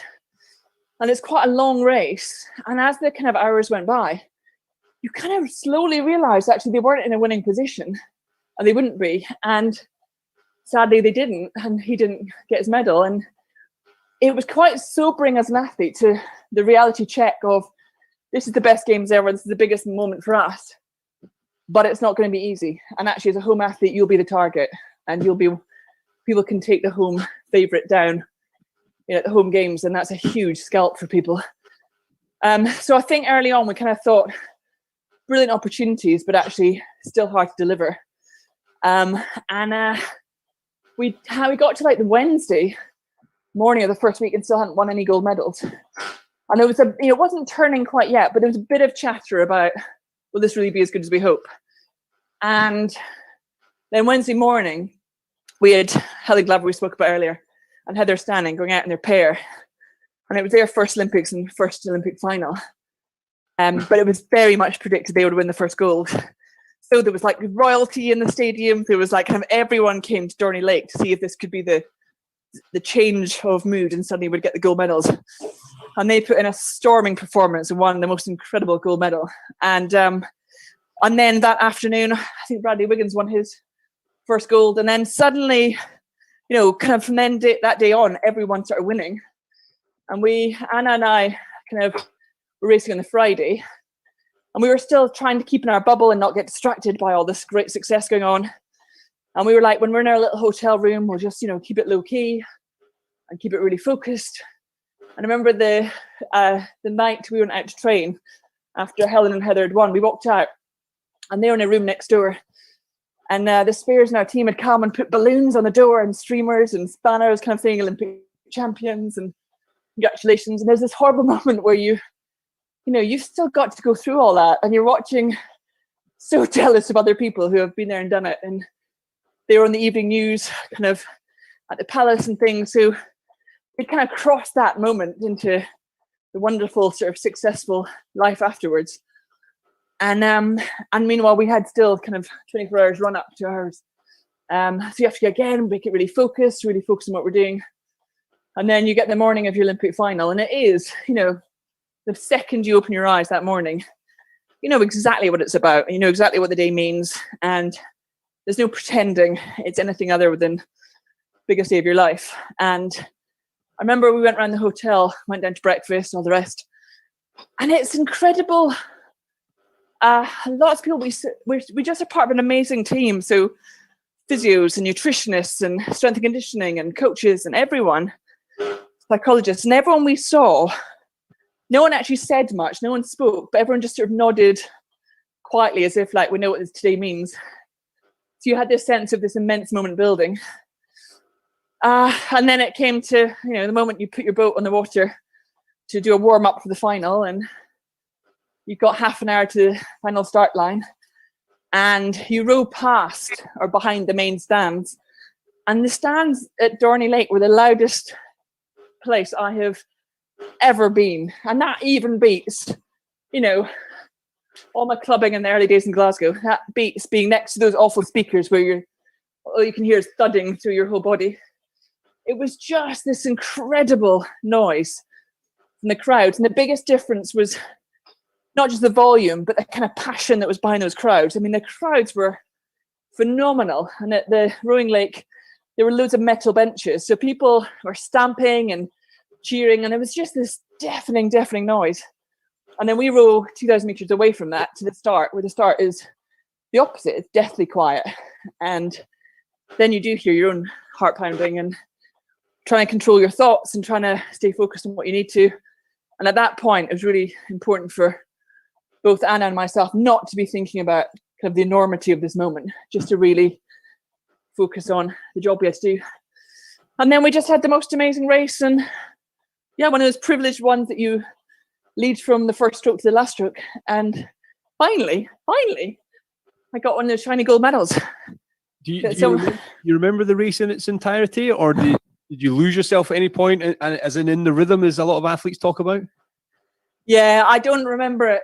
I don't remember every moment of it. I remember bits of it. So I've got kind of glimpses throughout, kind of sensing and what I saw and what I felt. But, it's maybe a 6.5 minute race. And I remember probably about half a minute of it, because a lot of it is that tunnel vision. And because it's a sport that you cannot affect your opposition, you really can be really, really focused on just you and your performance. And just the two of us in the boat. And you're also, it's a sport that you're just kind of flat out from the moment the gun goes to the moment the finish line comes. So you don't have much chance for talking or communication. And a lot of the training was about getting to that level that you're almost mind reading each other. So Anna or myself could say one word and you know exactly what it meant. And that was really helpful, because when we got into the crowds, the last sort of 300 meters, like I said, that noise got so deafening. I mean, I keep trying to explain why. I mean, it was just so loud. So Anna sits, whatever, this far away from me in a boat, and she was shouting. So I could hear a shout, but I couldn't hear the words she was saying. Wouldn't have had a clue what she was trying to tell me. So luckily, I think it was just go, because that's all I did. It's something to touch on, because you must feel if the Olympics goes ahead this summer, and if there are no fans or however it unfolds, can you imagine doing what you did with no crowd? No, I can. And I mean, that's one thing I'm really conscious of our athletes at the moment. There's a lot of speculation about what the summer might look like. And I mean, because if you're an athlete in an Olympic or Paralympic sport, compared to, say, the pro sports, the Olympics and Paralympics are categorically the pinnacle. There's nothing else competes. I mean, a World Championship doesn't, a World Cup doesn't, and Europeans doesn't. The Olympics and Paralympics sits on that Mount Olympus above everything. So to kind of do this 4-year, now 5-year lead up to the biggest event in your sporting career, and then to do it in a silent stadium is unlike anything we've ever had to think about before. And what's going to be hard is, given the options now, I'm sure every single athlete would still far prefer an empty stadium than it being no option at all to compete. But I think what's hard is trying to convince yourself that this is it. This is the big one, even though it's not. One of the big things that make you realize how important this is you walk in and you hear the crowd straight away. Yeah. So almost having to tell yourself psychologically, this is how big this moment is, even in a very silent, echoing place. It'll be hard. We spoke earlier to Scotland captain Stuart Hogg, and then we brought Rob Wainwright into the conversation about the Lions tour that may or may not go ahead this summer. And Rob made a very good point that for some of these Lions, this might be their only opportunity. You don't know what's around the corner with injury, what else might happen in the future. Do you think British athletes, they'll all go, or do you think you might see some people say, I'm not going to take the risk? Or do you think if it's on, they're there? I think there'll be a sense of, if it's on, it will be, I think they can only really run it if they have made sure the French stuff done. Every protocol is done. So I think most athletes at this point would be saying, if it goes ahead, which all the messaging is that it definitely is, then you trust that it's going ahead safely and you will go. I think some of the interesting bits will be with anyone with any underlying health conditions, and some of the Paralympic teams will have more of that. Then you have a different element of not just the event itself, but the travel there and kind of making sure every step is safe. But yeah, for some people, this would have been their first, maybe only games. For some people, definitely their last. And, I've got friends who were, it's definitely going to be their last games. And they had plans to, have weddings last autumn and have children and have jobs. And everything has just been shelved, like all of us. Life has almost been paused in many ways. And an extra year at that point can feel a long time. But it's like everything. It's the people who can cope with this and find a way to somehow turn it to an advantage will ultimately be able to perform. So that's what we're kind of just hoping. Everyone's got what they need, and they do have an amazing, we do have an amazing support around athletes here in this country. So I think we're lucky in that sort of health and well-being is being put first, and that let's make sure people are supporting what they need. Yeah, because it's just an emotional journey no one planned for. Yeah, absolutely. Before I bring in Rob Wainwright, I'm sure he'll want to have a quick catch up. I've got a Rob Reid on chat here asking you, Dame Catherine, was the gold medal the sole motivation for 2012, given that being a multiple Olympic medal winner was already achieved? Good question, Rob. Was it? So although I still got a medal in Beijing, we really had been aiming for and sort of thought we could deliver the gold medal in 2008, so 4 years before, and we didn't. And that was that was the lowest point of my career, and it was very, very hard to sort of come to terms with that disappointment. And I had to make a big decision about committing to the next 4 years to London. And, you know, like I was saying, with hindsight now, why, of course you would do home games, but 4 years away, you're not thinking, oh, I've got to do home games. That'll be the best thing I ever do. Because you just don't know how good it's going to be or not. So I kind of had to decide, clearly I'd be going for the gold medal. It's the one thing I didn't have, and I really felt I could, if I got it right.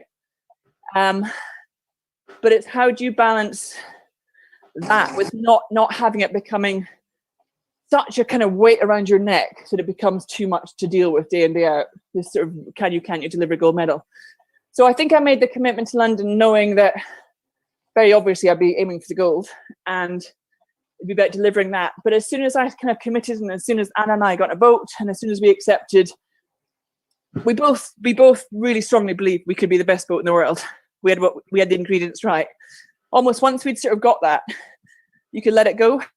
So yes, it became about, of course, it was winning the gold, but it became much more about how do we get there. So the process overtook everything. So it was about, you know, what are our strengths? Where are our weaknesses? What can we get rid of?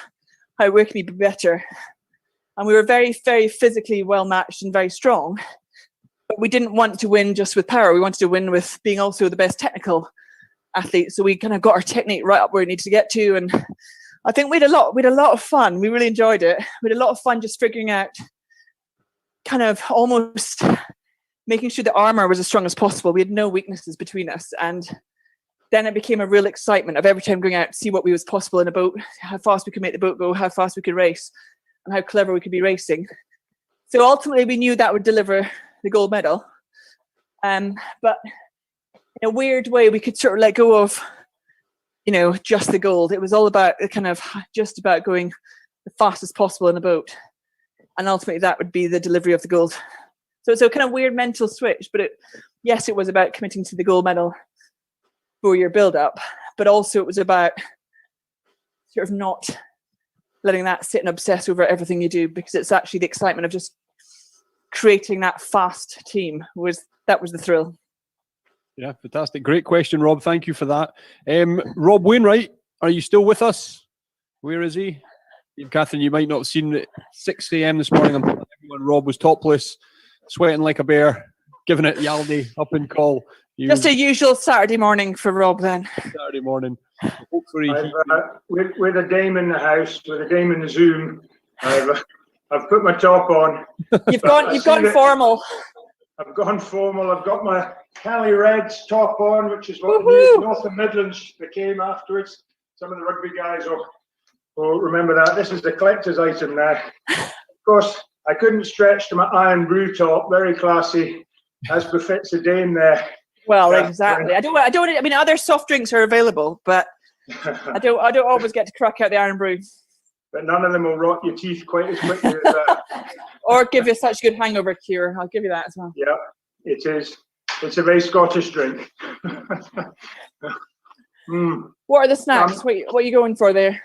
I've got my wife is fueling me up. Romaine, who you were chatting to last night, she's got tatty scones and back pudding. I'll bet you that's making a few of you jealous out there. Haven't had tatty scones in ages. Oh, good choice, Romaine. I've had a whole packet now. Sure, but Catherine, I'm now approaching the end of the 5th hour.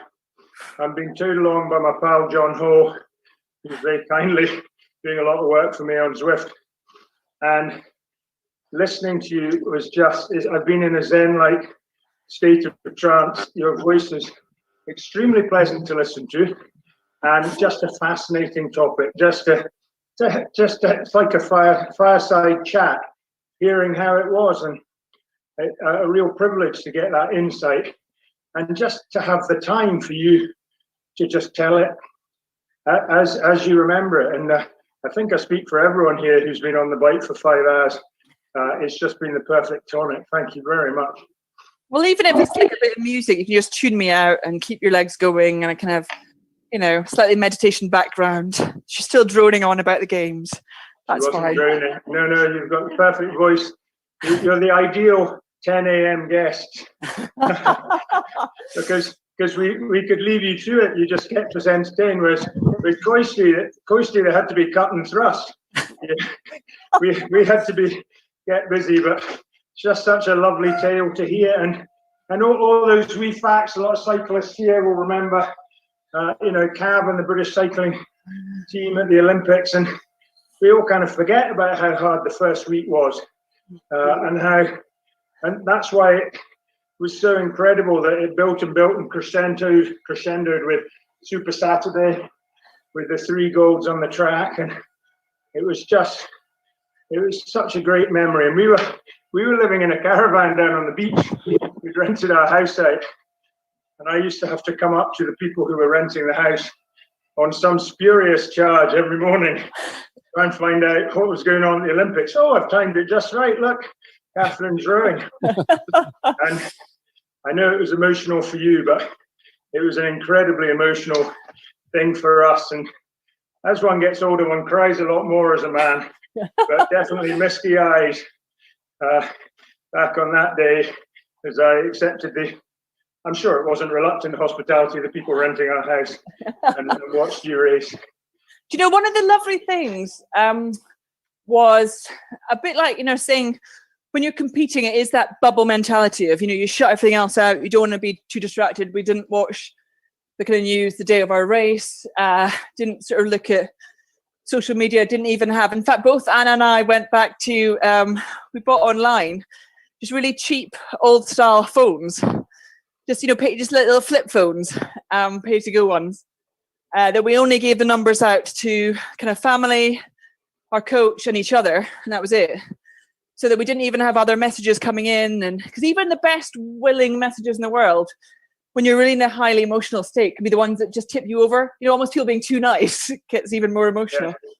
So we kind of kept these phones that only we would communicate with. And then, so what we didn't have a clue about was kind of almost the public engagement. And the week after we finished, we moved into the Olympic Village, and the Olympic Village was really beautifully done. So it was a walk across the bridge into the Olympic Park, the main Olympic Park in Stratford. And the first time we walked over completely naively, you got your little Olympic kit on, and that's all you're allowed to wear, and so Olympic t-shirts. And we crossed over into the Olympic Park to walk over and watch some of the hockey matches. And we got about 50 meters into the park, and suddenly we kind of got swamped by people, like people coming up and wanting selfies, and people crying, and people, they're all talking at once. And we both had the same thought of like, shit, they think we're someone else. We're from the rowing team. No one ever recognizes any of the rowers apart from if you're Steve Redgrave or maybe Matthew. So we were like, kind of almost like apologizing, going, no, we're just from the rowing team. And people were like, no, this is where I was when we watched you, when we were watching the big screen, or we were watching here. And it was you had no idea as an athlete, kind of the level of support kind of across the whole country until the next days and weeks and months rolled out. And everyone you met was talking about those games. And I've met actually a lot of people more recently because of, whether it's through, not to get political, but through all the Brexit issues and the government stuff and now the COVID stuff, lots of people getting even more misty-eyed about that summer of like, remember, it was all really happy and positive, and we all loved each other, and we all cried together and celebrated together. And I think there's a kind of, if you were there and if you enjoyed it, if it was something in your life, it's something you can always kind of go back to as, God, that was a really special summer that showed the best in humanity somehow. It did, and you were such a it's difficult to pick highlights because there were so many, but your tale is such a human one, and everyone else would have been happy with a silver, but after you'd had a few of them, everyone could kind of feel where you were at, saying, okay, she really needs this. And with the disappointment of 4 years before, we were all so engaged with your particular tale, and that's why that particular race was so emotional. It was hugging. Everyone was hugging each other, and it was just such a wow moment. And don't get me Robert wrong, Bruce. I mean, I would love to be sitting here with 5 Olympic gold medals. I would in a heartbeat. But you're right. A lot of people I've spoken to, I seem to engage on the feeling of, here's someone who's tried and failed and then got. And I remember, not that it felt that way. I didn't feel I failed every time, but Beijing felt like a failure. But I remember getting into a taxi after the games, and like black cab driver, typical sort of cabbie style, and he went, we're driving along for a bit, and he went, hang on a minute, you're one of them Olympians, aren't you? And I was like, oh, yes, I'm one of those. Oh, don't tell me, I'll get this right, and I was quite, obviously, relatively tall. Oh, was it basketball? I said, no, not bad. Oh, was it volleyball? No. Hang on, you're one of the rowers, right? And I was like, I am. He said, no, don't tell me. Are you the one that was a teacher? And I was like, no, not that one. Okay, don't tell me. Were you in the army? And I said, no, not that one. He said, okay, don't tell me. Oh, you're the one that was excited about being on a stamp. And I was like, no, not that one either. And then he waited for a while, and he went, oh, I've got it. You're the one that kept losing, and you finally won. I thought, oh yeah, that's probably me. I'll admit it. So yeah, it's relatable. It's human. We can't all win all the time, right? And one has to put it in context. Winning Olympic silver medal, losing. Well, you set the bar very high if that's considered losing. I'm loving. We need to get Mel on the line. I see a Mel thing that coach telling Mel's mother that there was no phone at London, so that your mum can't distract you. I love that. Mel's here. That. Yeah, she still thinks that. Does she? She's not listening in today, is she? I hate that moment. I'm not sure she might be. This is not the way to tell her. No. Well, we knew that she was just going to be sort of texting me, asking about tickets and how she gets in places. And my coach was like, she can't be distracting you. I'll deal with that. So he had the phone and the phone number and dealt with it all. Bless him. How did you find it all? How did you find that distraction and that? I mean, it's fabulous on one hand, but distract you on another. Yeah. Like you were saying, it was such a bubble, wasn't it? I mean, we weren't allowed to go to the opening ceremony because we were racing quite early. So we went to GB House and we watched the opening ceremony from there. But then we had to be in bed quite early, so I've still never seen the opening ceremony. It's worth to watch. Yeah. How many hours have you got today? Yeah, I did try and watch it when I came home, but it was weird because it's so different, isn't it, from being in it to then being outside of it. And I found it really weird to watch it. So I kind of like to keep the memories that I had. In the village, we had the house that we shared, and we had the TV. But it's just such an insular kind of bubble, really different. And there's all that stuff you were saying going on, like you've got the alcohol-free bar, haven't you? Free bar, but it's obviously no alcohol. You've got the people, the entertainers, the people on stilts, the people dancing, all sorts of stuff going on, and you're trying to kind of like. Just stay in the zone, but then you're walking around like this is amazing. This is like the best day of my life. Like no, calm down. You've got a race tomorrow or something. So it's a strange one, but I think once it's all done, then that's the time to kind of let loose, isn't it? I know, and it's a bit like you say. It's almost like being in the middle of the Edinburgh Festival and trying to do the Olympics, and you're just like, oh my god, there's people juggling over there. There's people. Yeah, there's like a giant tennis player or something on stilts or something. yeah. And I remember it. I don't know what it was like, but because were you in the Olympic Village?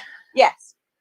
Because there's also that amazing moment when I remember my first games and going to go and eat, and you pick up your tray first time in the village. Even the food hall was incredible, wasn't it? Well, this is it. The food hall is the thing. I mean, wow. most people ask about the food hall, and it's like. The size of something like 4 football pitches of food for all around the world, and it's all free. You just go and help yourself. Food.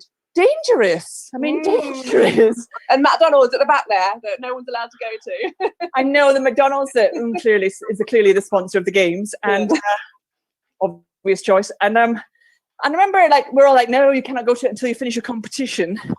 And then I think it was in London or before that when Usain Bolt very famously, had chicken nuggets the night before his fight.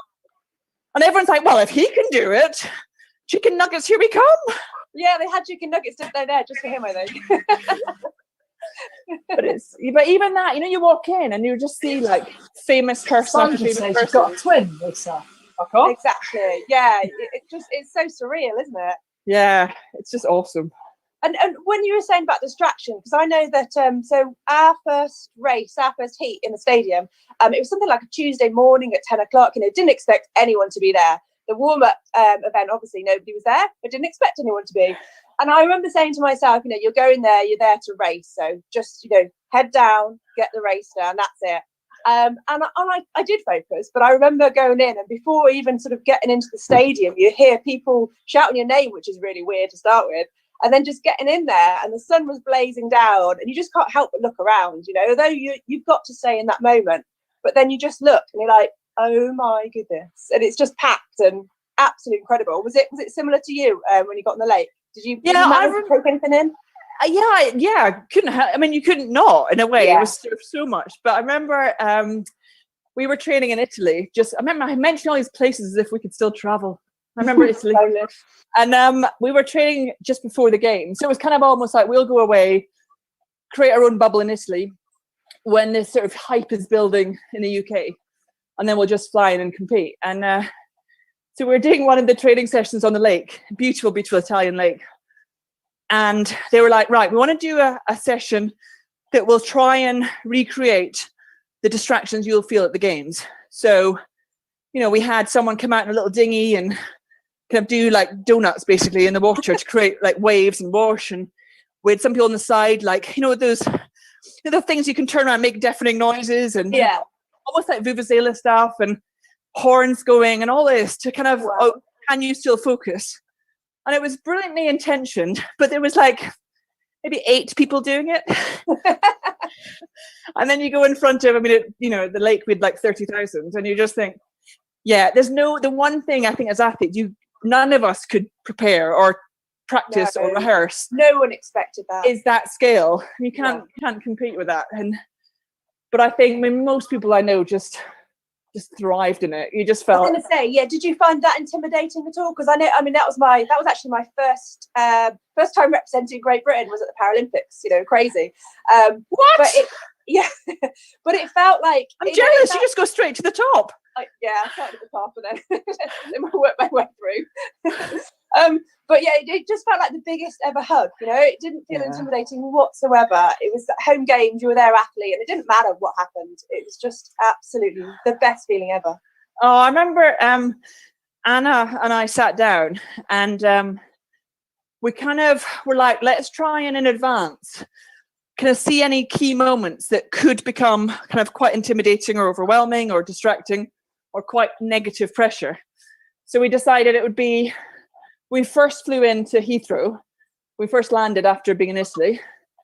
And then when we got to where we were staying, because we were staying in a hotel near the course, so that moment of, oh my God, this is the room I'm going to wake up in, the moment of my final, and come back in, whatever happens after the Olympic final, that could be quite scary. And then the first time we saw the lake would be the kind of reality of, oh my God, here it is. So we're kind of readying ourselves for all those 3 moments and checking in with each other about, how you're going to be doing, and let's look after each other, and, if it gets hard. I remember we flew into Heathrow, and that was the first time we met the games makers. Oh, yes. Oh my God. Like I said, it was like everyone, I don't know, been working at Disneyland. They're all like, hi, welcome to London. Let me take that from you. Come this way. Come and join this accreditation. We so love having you here. It was all like, wow, this is amazing. Did you have a name on the car as well to pick you up? We were in a massive bus. Oh, we had cars. Oh, nice. Look at you and your individual cars. We had a big old school bus, I think. But, the luggage, didn't even have to wait for luggage. Never that before since Heathrow. And everyone got their luggage again, luckily. So that was a really positive experience. Then we got to the hotel, and the hotel folk were brilliant, and the Olympic Association as well, saying, it's quite hard if you're not in the village because you kind of lose that sense of the bigger team around you. So what they'd done is every room was like, you walked in and on our bed were the Olympic bedspreads that got in the village. And there was like a little GB lion, and there was a little mug from the hotel, all personalised and stuff. And I remember hearing like a scream from down the hallway, and we were like, oh my God, what's happened? I looked out. It was Vicky, one of the girls in the team, was like, have you been in the bathroom yet? And I was like, oh, geez, what's in the bathroom?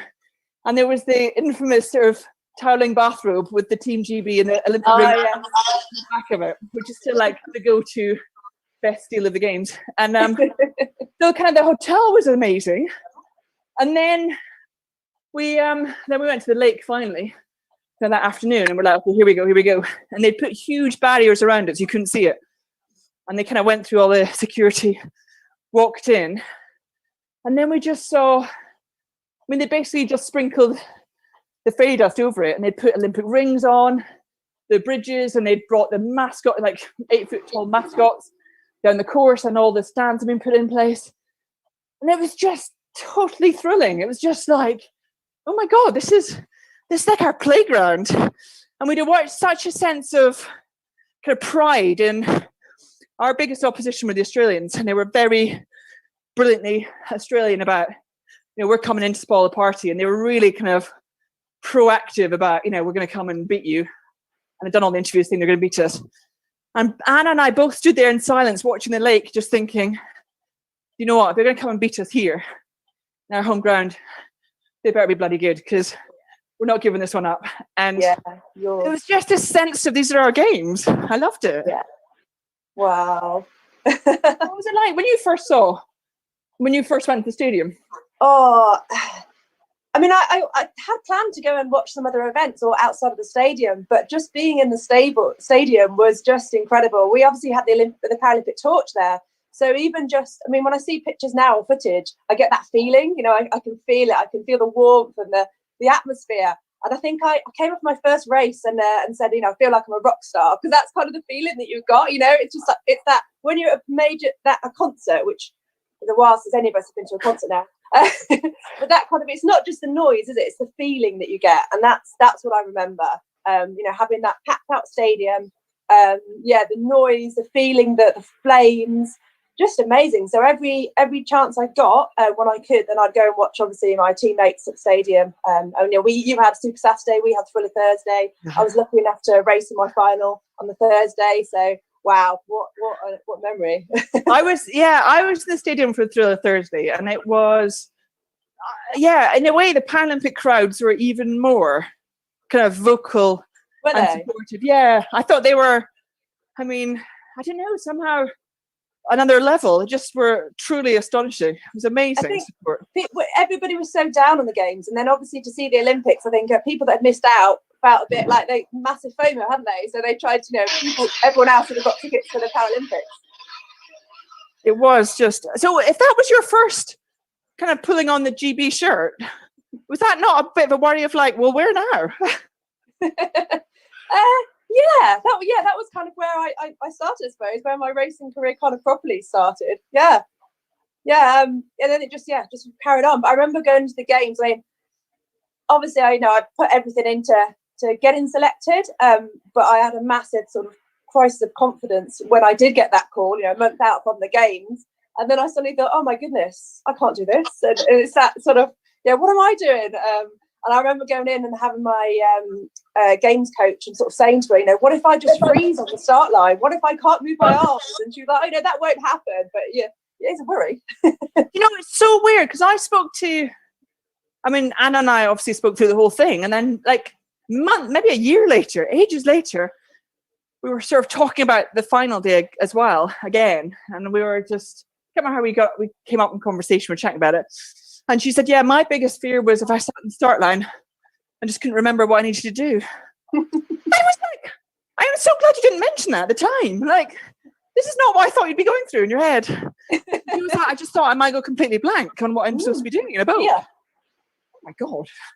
Luckily, it didn't happen for you, didn't happen for Anna. So thankfully, we had happy endings all around. Are you having a break here, Mel? I've noticed you're not moving I need I've just finished my tea, so I need to get back kitted up and get back moving, I think. How much are you doing today? I'm just jumping. Can I just jump in? Sorry. People will criticise and they'll be shouting at their screens that I've just interrupted a fantastic chat between an Olympian and a Paralympian. It was fantastic. But just a little bit of housekeeping. If you are watching online, Facebook, Twitter, please do donate to worldinaday.com for Doddy. for Doddy and everything that's going on. The conversation here is absolutely fantastic. I'm going to let you two keep going. Mark Beaumont is, I think he's unmuted. He may get involved in a little while in the conversation. But keep going, guys. Loving the conversation. Sorry, Nash, we are getting a bit carried away. I know, but at least back in our bubbles again. Keep going, keep going. It's great. Emma. Oh, sorry. Come on, Rob. I'm talking rubbish. Sorry. Never stopped you before. Come on exactly, now. No. Now, obviously, Catherine's story is well known. Quite a few people won't know about your events at the Olympics, so you've talked generically about it. How about some specifics would be of great interest to us? Really bad that I'm not actually pedaling, but yeah, anyway. Yeah, so wheelchair race. I was a sprinter of all things for London. So I came into wheelchair racing in 2011. So sort of really short journey to then get to London as a sprinter. And I'm anything but a sprinter, as I think Mark will be able to testify to that. The longer the distance, the better. So wheelchair racing track was my thing. Then from London moved, obviously then we had, I think, Worlds the next time, and then Europeans, another Games at Rio. And then after Rio, I moved off the track to race marathons. So I still race marathons, wheelchair racing, do the Abbott's Majors when we can. And then moved to hand cycling, which I'm doing now. So hand cycling on the British team, but also sort of the longer ultra endurance stuff is what I really, really love doing. So you've gone from a sprinter to a marathon runner. I'd rather do John O'Groats tour or Land's End John O'Groats than 100 meters any day. 100 meters is so hard. What kind of distance? If you're talking about ultra distance, what kind of distance are we talking? As long as possible. So I spoke to you, when you came down to Hartbury University to open our sports academy. Yeah, so it was just before I did my. Yeah, that is an amazing place. Isn't it fantastic? Yeah, great. Yeah. I'm very lucky to be able to use the facilities. So that was training for my hand cycling Land's End John O'Groats world record. So that's the longest, that I've done. So that was just under 900 miles. Did the World in the Day with Mark back last year. So we were doing sort of 240, 280 miles a day out on the turbo, which is interesting. So why do you think you love the long distance more now? What I love the sprints are so hard, aren't they? So hard. They're out of the way though. Yeah, I was going to say they're over quickly. Yeah, I don't know. I love the kind of that time that you've got to get in your head. I also love that it's quite a tactical game. I always see the longer distances, like on the track, I love 1500 meters and above. I love marathons. So it's kind of, you've got the time to work out your tactics, to see your targets in sight, to sort of, in a marathon, I could be tracking somebody, I could be watching how they're pushing, I can see their weaknesses, I can see their strengths, and then I can kind of think, right, this is what I need to do. I might not be the fastest A to B, but maybe I can corner better, or I can climb better, or whatever it is. So I like the kind of thinking side, I think, of that a little bit. And I guess I quite enjoy the time in my own head sometimes out on the road as well. I think if I can jump in, the end-to-end record, you didn't just break the female record, you smashed the male record as well, and then you made a cool film about it, which I watched recently with my daughters. Is that still online? Can people watch that? Yeah, it is. It's I think it's on YouTube and Vimeo. It's on my website as well. So yeah. And it's pretty awesome. I mean, you had the power of the team. You had people supporting you, but ultimately you've got to put in these insane miles every day. And having ridden with you, as I said before, pretty stealthy. You're sort of at road level, but the climbs are pretty serious when you're using your arms. And I think also what you didn't allude to there is just, I can imagine the track doesn't play to your adventurous side.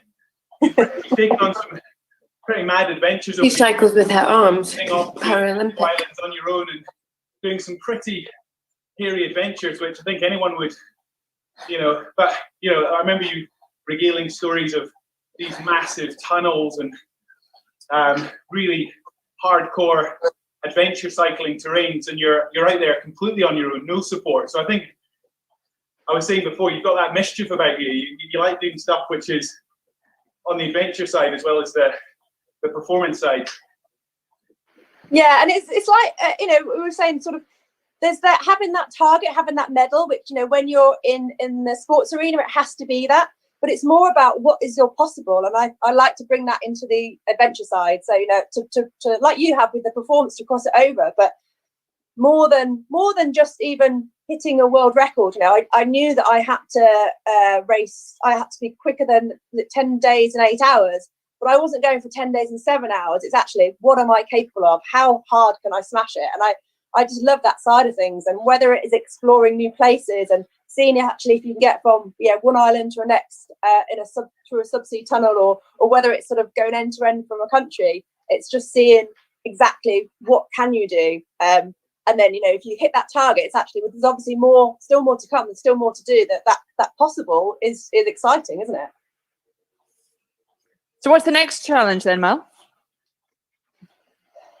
It's hard to say, isn't it? There's things, there's definitely sort of plans waiting to be going, but I think the next challenge for everybody is just to get through this, isn't it? Everyone, I just want people to get through healthy, find their way to get through, to keep focused. Things like doing this is fantastic because it's given us all a really, really good focus, doing something good, having a purpose. It's so important, isn't it? So important. And being involved with other people as well.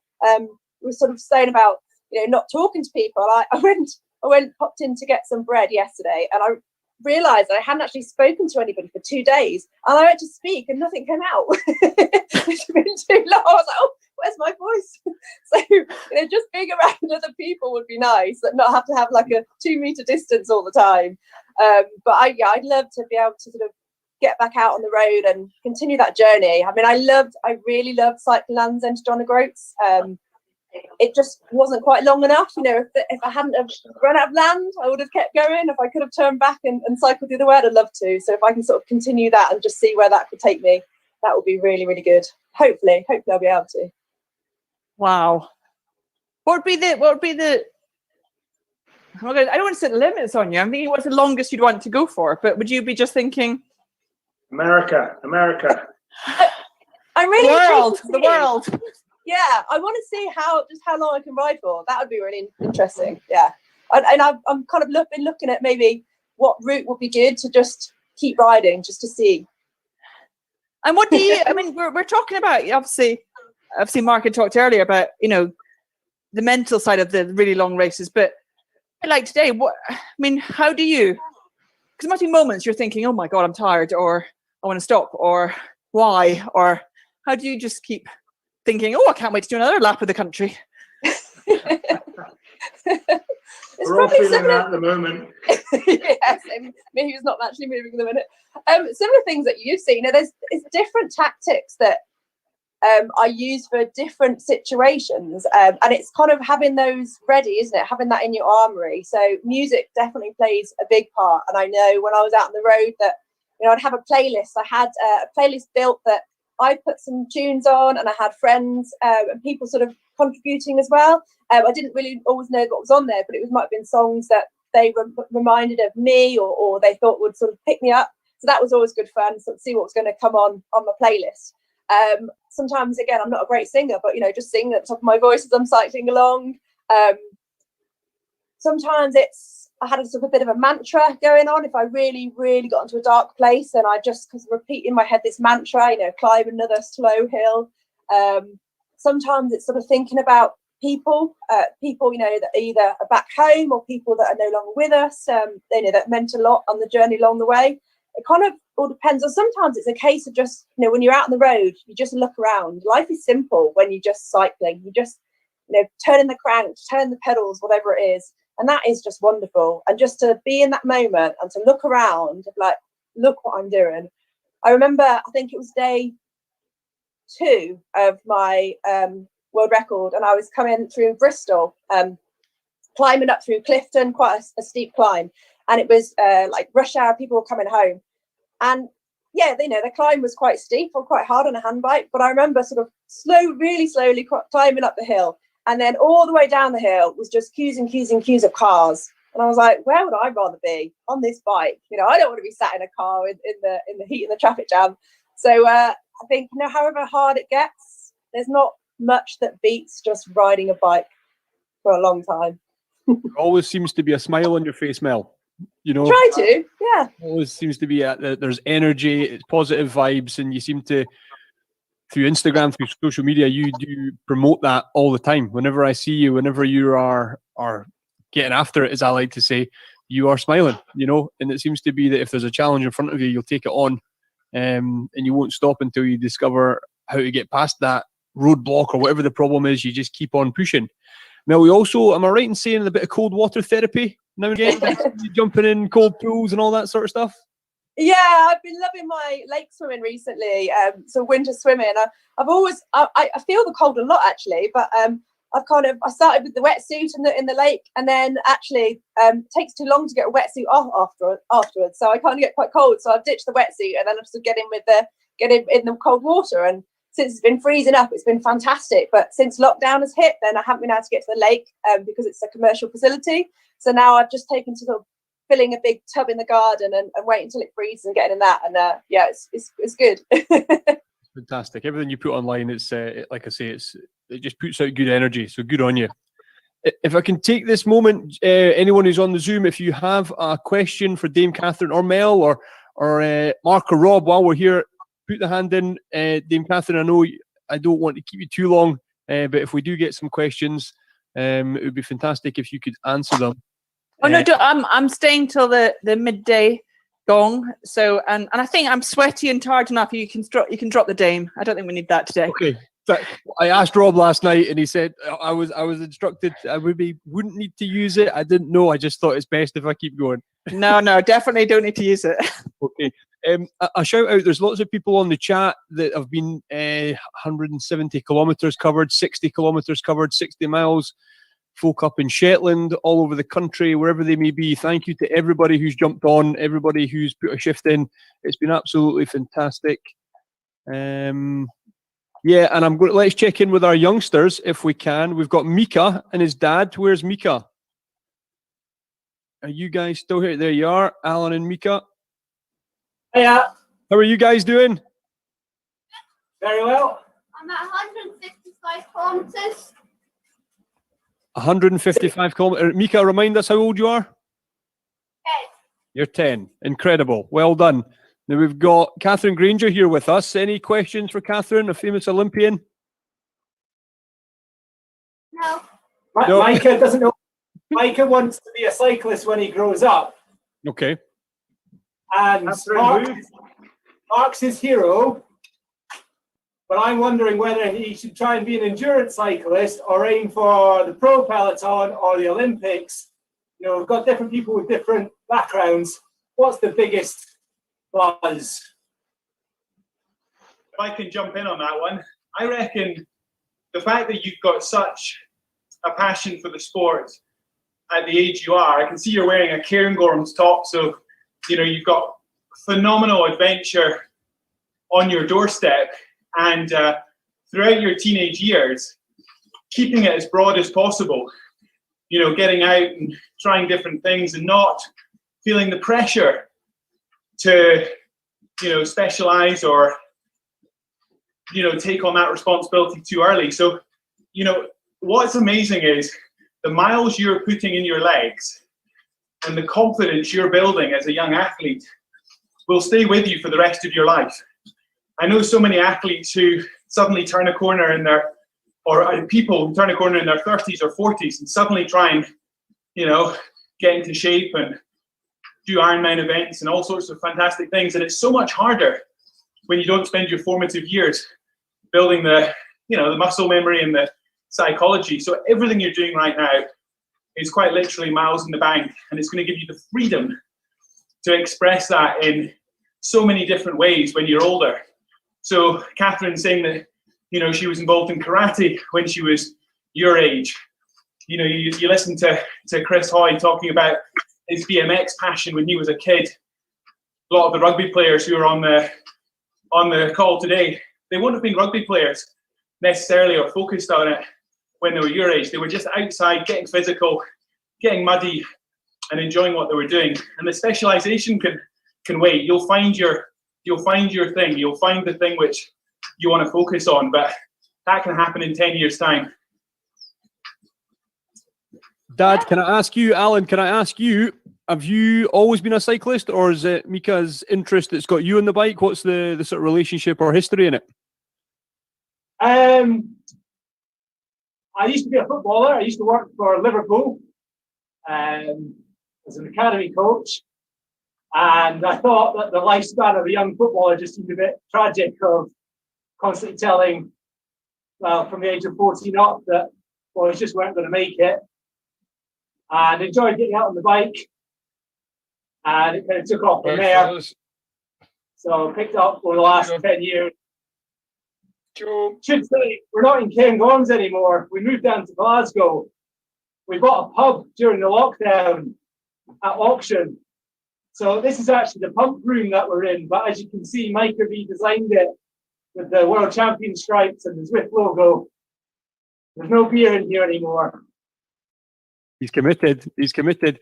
There must be some. I'm a dad myself. My kids are younger than Micah, but there must be something in this, the experience, watching you two, being able to sit beside your son, and Mika, you be able to sit beside your dad. Many kids in relationships with parents, kids can go down routes that their parents can't ever play football against them at a certain stage. They can't be on the pitch with them. You, if this goes the way it looks like it might go in the future, you'll always be able to ride beside your son and always have some adventures with him. That must be quite exciting if you look at the future like that. Very exciting. It's quite depressing that he dropped me on hills already, but you know, apart from that, I can still beat him in the flat sprint. Is that right, Micah? Does he still beat you in the flats? Just good lad. Good on you. Well, keep going, guys. It's great to have you on. Well done. Who else have we got? We had some other youngsters. Is Noah still with us? Noah, are you still going? Yeah. No. What are we at? What mileage are we at? Or kilometers? Where are you? 177 kilometers.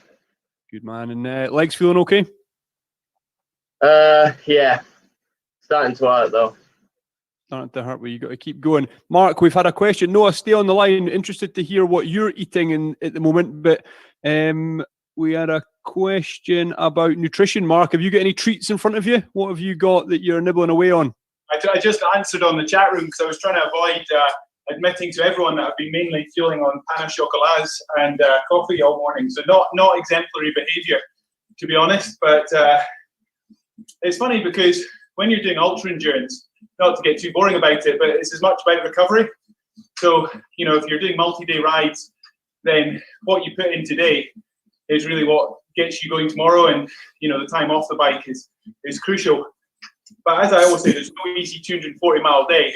It's so hard on days like this to stay on top of food and hydration. And it's, as I said earlier on, if you missed that, just grazing, just keeping going. If you see me, I'm already been through, I think 4, if not 5 of these bottles. You know, you get through a lot of fuel, and these have got some electrolytes in them. So, yeah, do yourself a favour, and what you put in the tank now is going to be up well for the mid-afternoon shift and later on in the day where it really will start hurting if you're going for the whole hog. But yeah, I might start practicing what I preach and stop eating pain au chocolat. Great stuff. Catherine, if I can throw a question, you might have seen the question, and it is going back to 2012, and it's also when I brought up music. Are there any songs that take you back to 2012? When you hear them, you're sent back to the Olympics.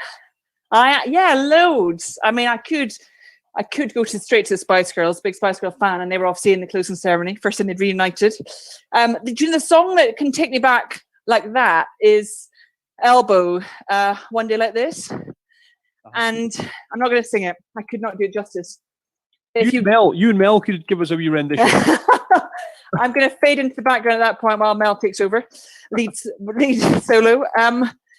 Yeah, it's just they used it a lot in there. I mean, it was there before 2012, but they used it a lot in the build up to it. And it's got these incredible sort of soaring bits of the music that just, honestly, I hear a bit of it and I'm just back there. But quite. Oh yes, someone's actually commented about Elbow's intro for the BBC. It is, and it's kind of the one, if I get asked, pick a song, it's often that one, because it's a fabulous song in its own right. But when it's sort of anchored to an amazing part of your life, you're very lucky. But we had, so Anna and I had this thing, because obviously we had, weeks and weeks and months and years building up to 2012. And the training is hard. Training is just hard. And it's very rare you get those glorious moments in the sun at the games. Most of it is just relentless slog and tough commitment. And getting up, rowing's one of the sports you have to get up just stupidly early every day. So we had a thing where we had got a little alarm clock that you could put your iPhone, other phones available, into it, and use the music from it as they wake up, so it would click into a song in the morning.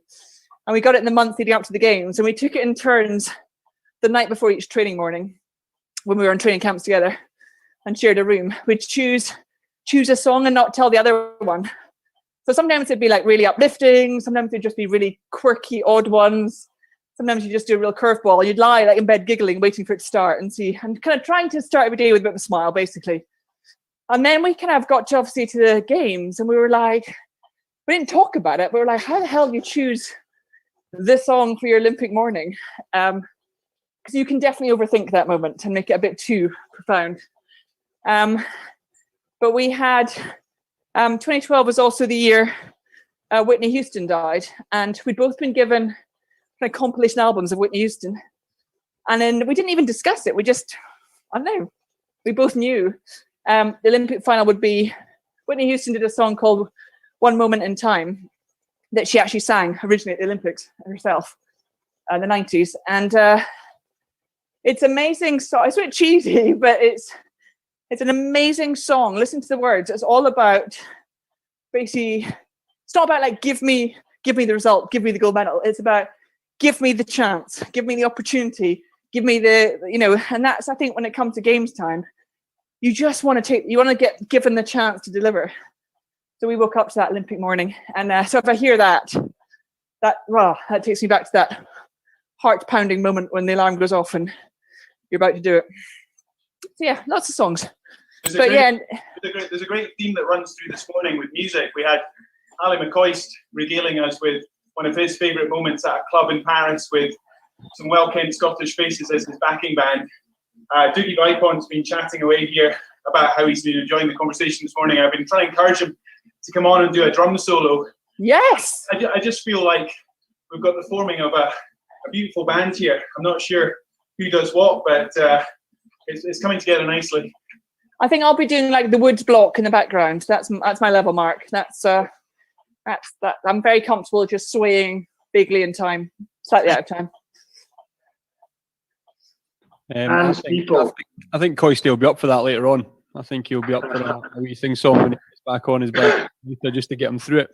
Catherine, can I just stick with you at the moment? And it's something that I cover a lot with rugby players and other sports. But when you left the Olympic or being a professional athlete and moving into the real world and thinking about jobs and employment and all those sorts of things, and you'll be around other athletes that sort of have to go through that process. How hard is that? Was it for you? How hard is it for other athletes that you've maybe helped along the way?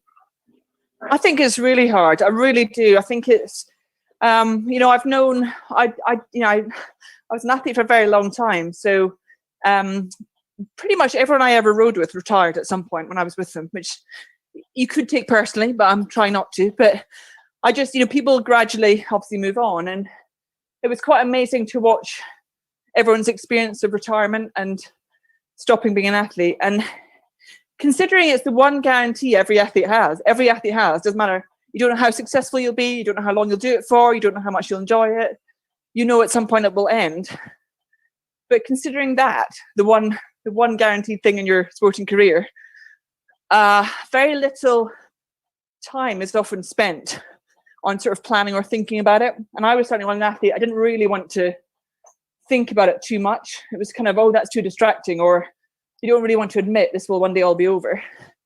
But I think what's got better and better is people have spoken out really publicly about actually how hard it is and how much it helps to have some ideas in your mind in advance of the moment when it ends of maybe what next. And you don't need to, some people are very lucky and have a very clear kind of plan worked out of the next thing in their life.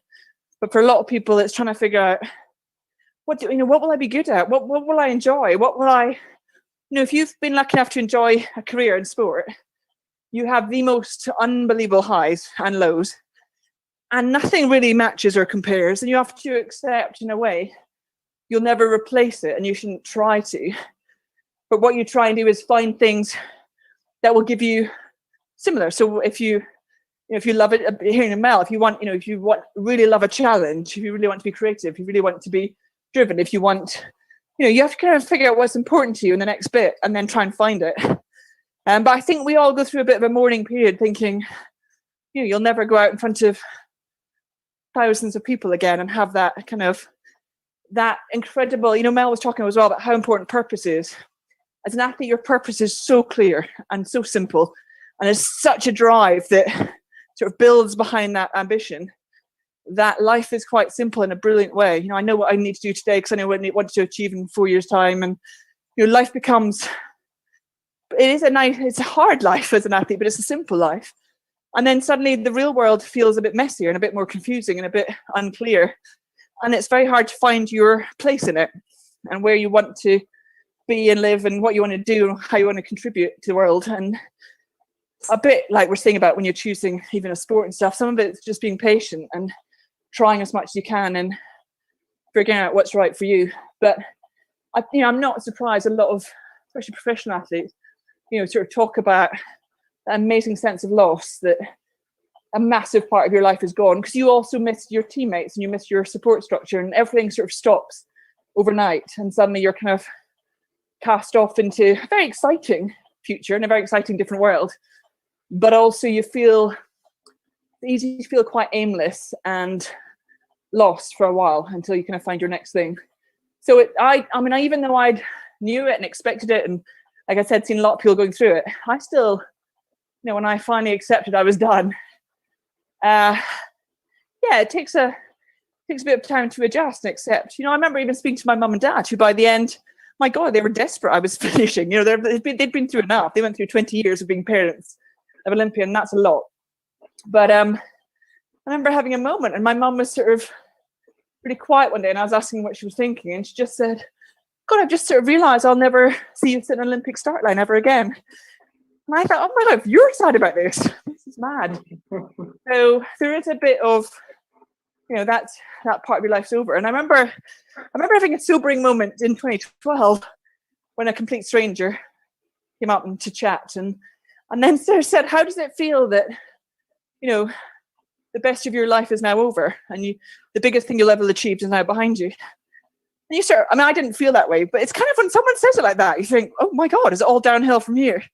So I think most athletes, find a way to find new passions or challenges or interests. And, some still want, again, it's what you need. Some still want the limelight and the drama and that. And some people actually just find contentment in much smaller, quieter ways and can let go of the feeling of, I should be doing something. Because the hardest thing is everyone says to you, what are you doing now?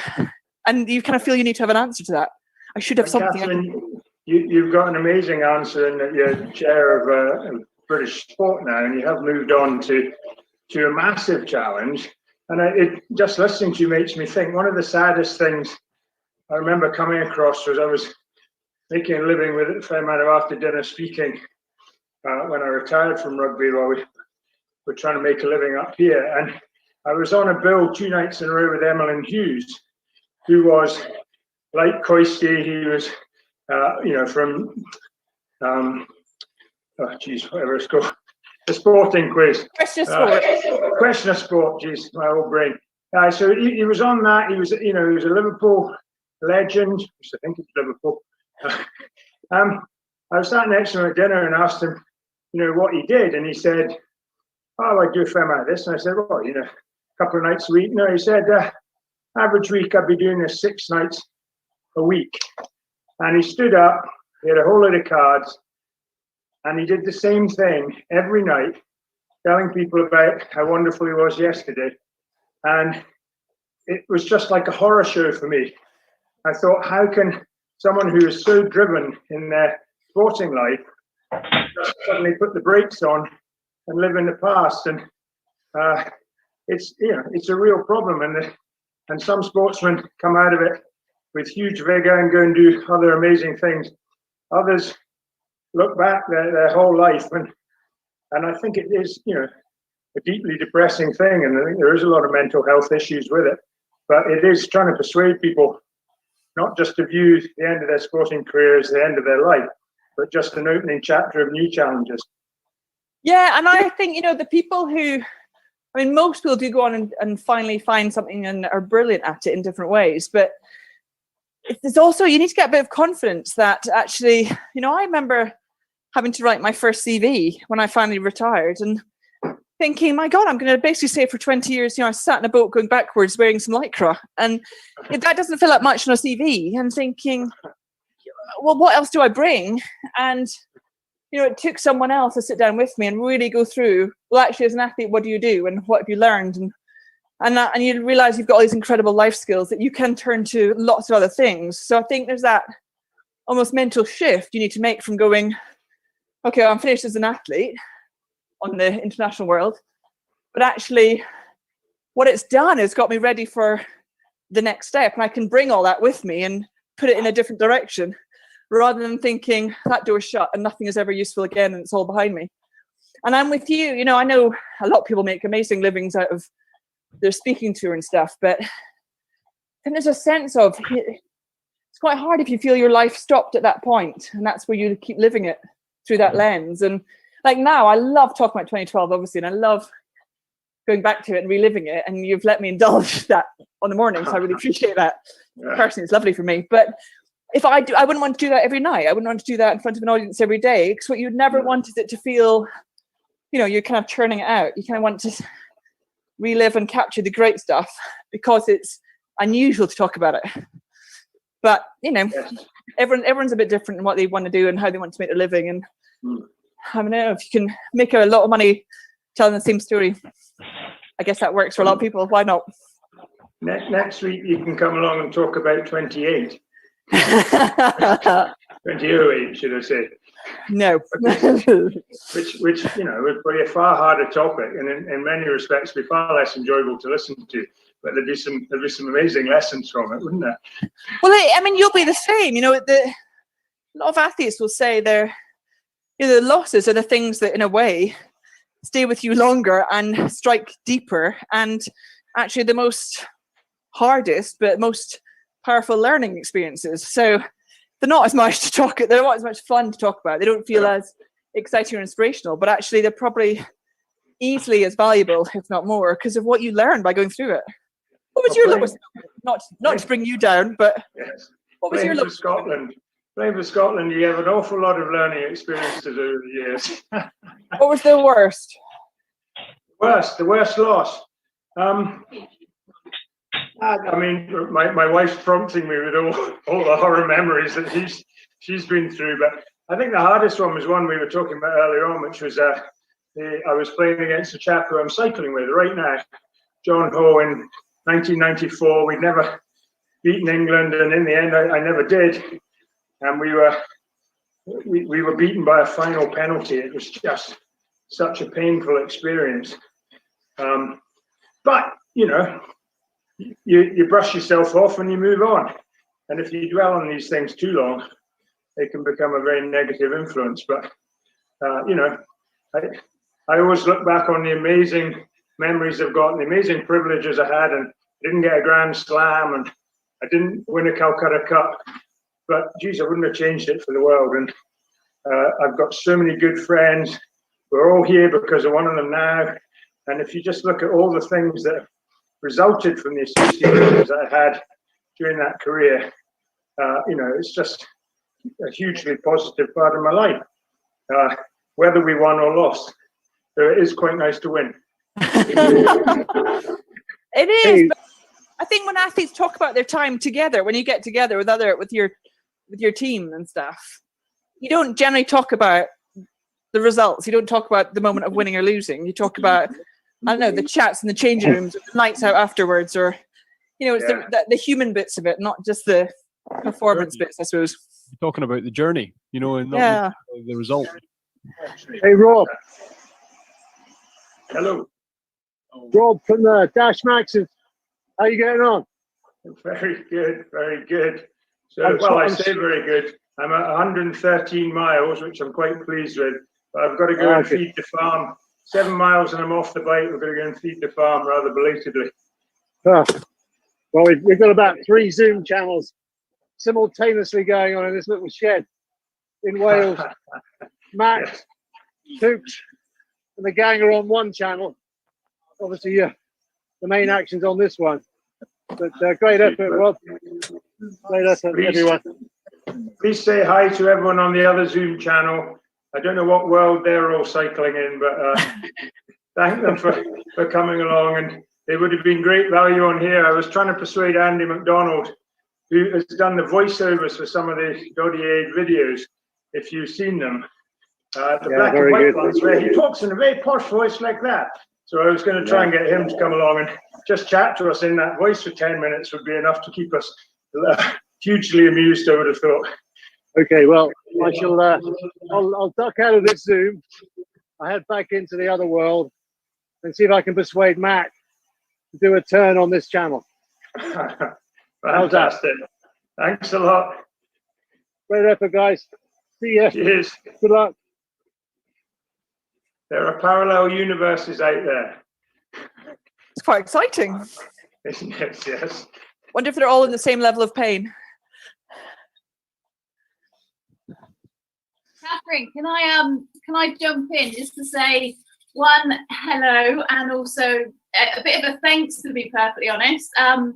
You very kindly, when we were running it through Alex Wolf, one of the guys on the team was struggling a lot, and you were, I mean, you're all of our role models, obviously, but in particular, she's a rower, so she was really losing her focus and her insight. She'd lost her passion for the sport. Unfortunately, we killed that for her, sticking her in an ocean rover.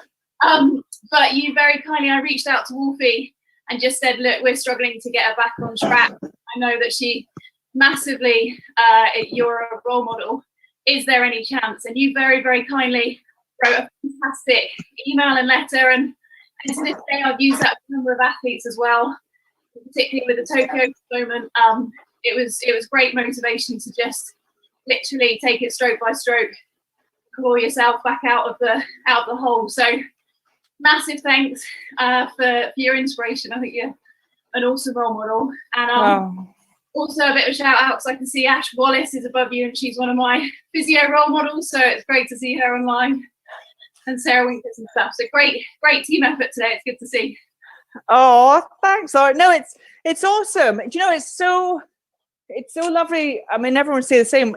Doesn't matter who you are and how you get approached, but genuinely to be asked to help someone is like, if you can, in whatever small way. You know, I wrote a letter, and if it can make a difference, it's an amazing position to be able to do, because it's, you know, any bit helps, right? But a bit like we were saying with Mel earlier, what I'm also in awe of people who do the crossing the ocean thing, because can't say I've really signed myself up to ever feel the need to do that.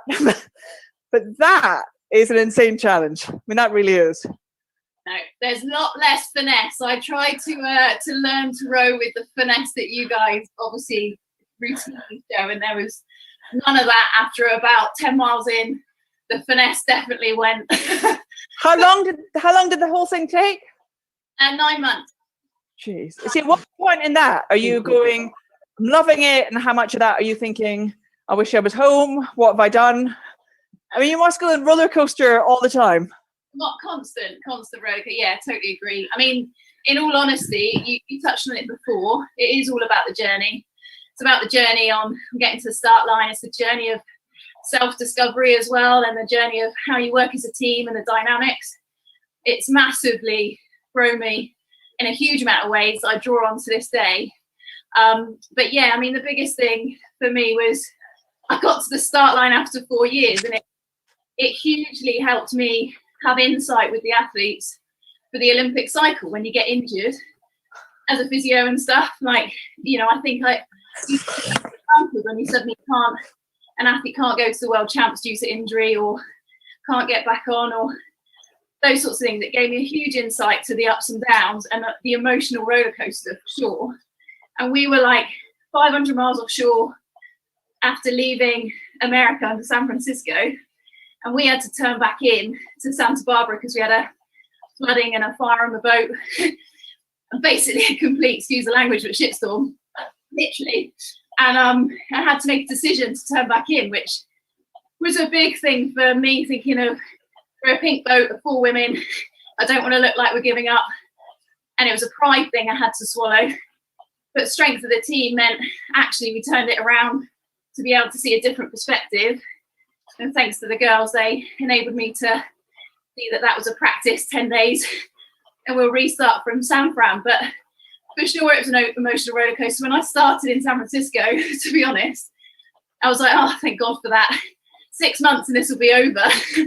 And then I don't have to worry about it. So in all honesty, it was about, and my viewpoint initially was just get the job done. Like, you know, that's what it's, that's how bad my mindset was. And then obviously through the journey, then totally, it was strength of the other girls that made me really appreciate what we were doing, where we were and all of that, and kept me in the moment rather than always looking ahead, which I was looking ahead to coming back to the athletes for Rio. So yeah, no, massive emotional journey, but without a doubt is something I'll always stay connected with, and can only have an insight into what you guys feel in that success at the finish.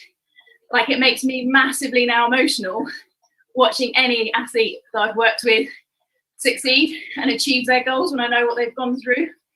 That feeling is so overwhelming and fantastic to see. But I also get just as much emotional energy or, like, you know, connection with those that I see. It's not about the results, but I see them grow as people.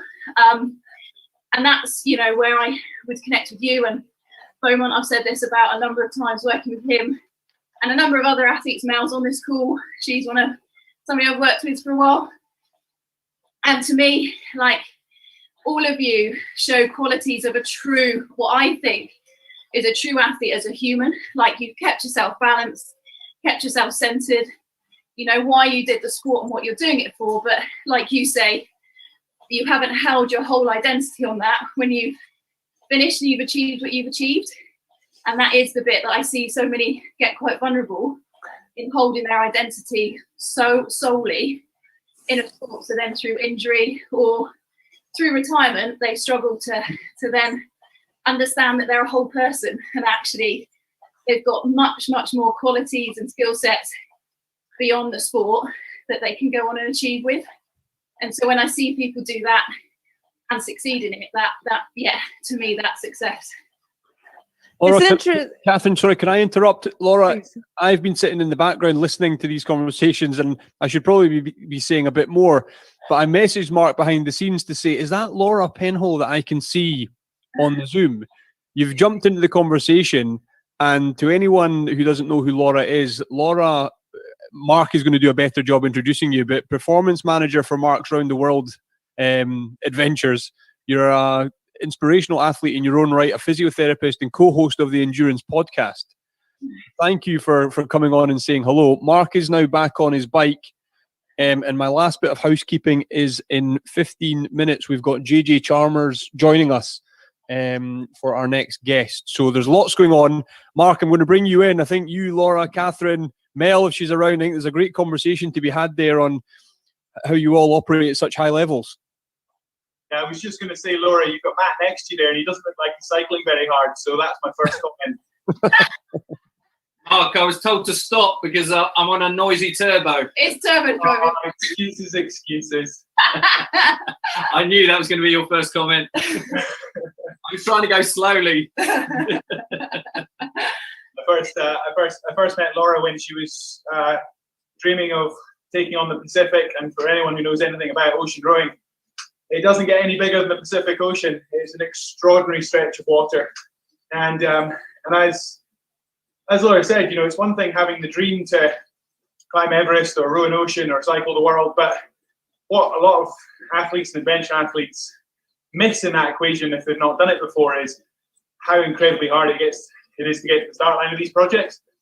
you know, if you're not already, you know, a professional or an amateur athlete, say within the GP setup, certainly in the adventure world, you can't do any of that until you can fund the project, build a team around you, build the right support. And so many dreams don't get to the start line. So I met Laura right at the start of that journey. And I think I did more to hinder her than help her to begin with. I gave a pep talk with her team, which encouraged one of her teammates to not get in the boat with her. And you know, she was looking for funding. And it's amazing that we're lifelong friends now, because I always laugh about the first couple of times we met.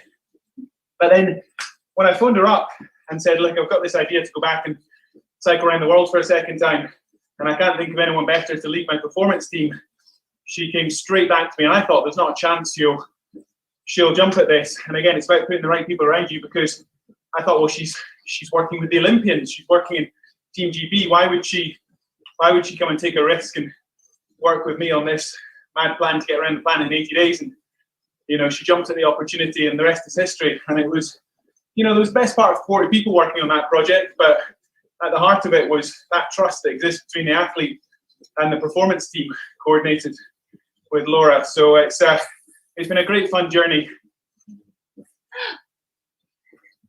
Hey, Harriet. Hi, Harriet.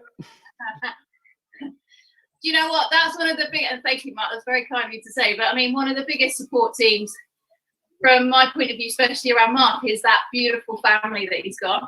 And to me, like, you know, I sat in the background, but Nikki that's not there, and Harriet and Willa, I mean, they're just such a beautiful, beautiful family. And like, if I did anything, it was just making sure he saw the videos that Nikki was sending in on a daily basis of those gorgeous kids. So no, they're a massive, great support team, as his mum has been as well throughout his lifetime. So no, I've been honoured to be able to work with the team and get involved. So yeah, it's been fantastic. But I've got just as much out of it, if not more, most probably. Mark's been a massive inspiration, and as I said there, Catherine, with both yourself, you're both true, solid athletes in a very holistic viewpoint, which I just massively connect with.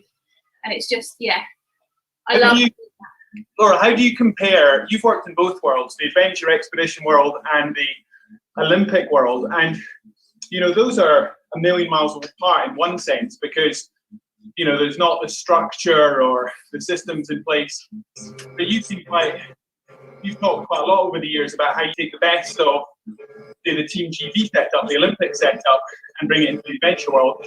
And also looking at somebody's lovely screensaver there, and also how you take back some of the learnings from the adventure world into the Olympic bubble. I don't know if you've got any thoughts on that for people riding along. Yeah, I mean, it'd be great to hear there's other great people on this call, and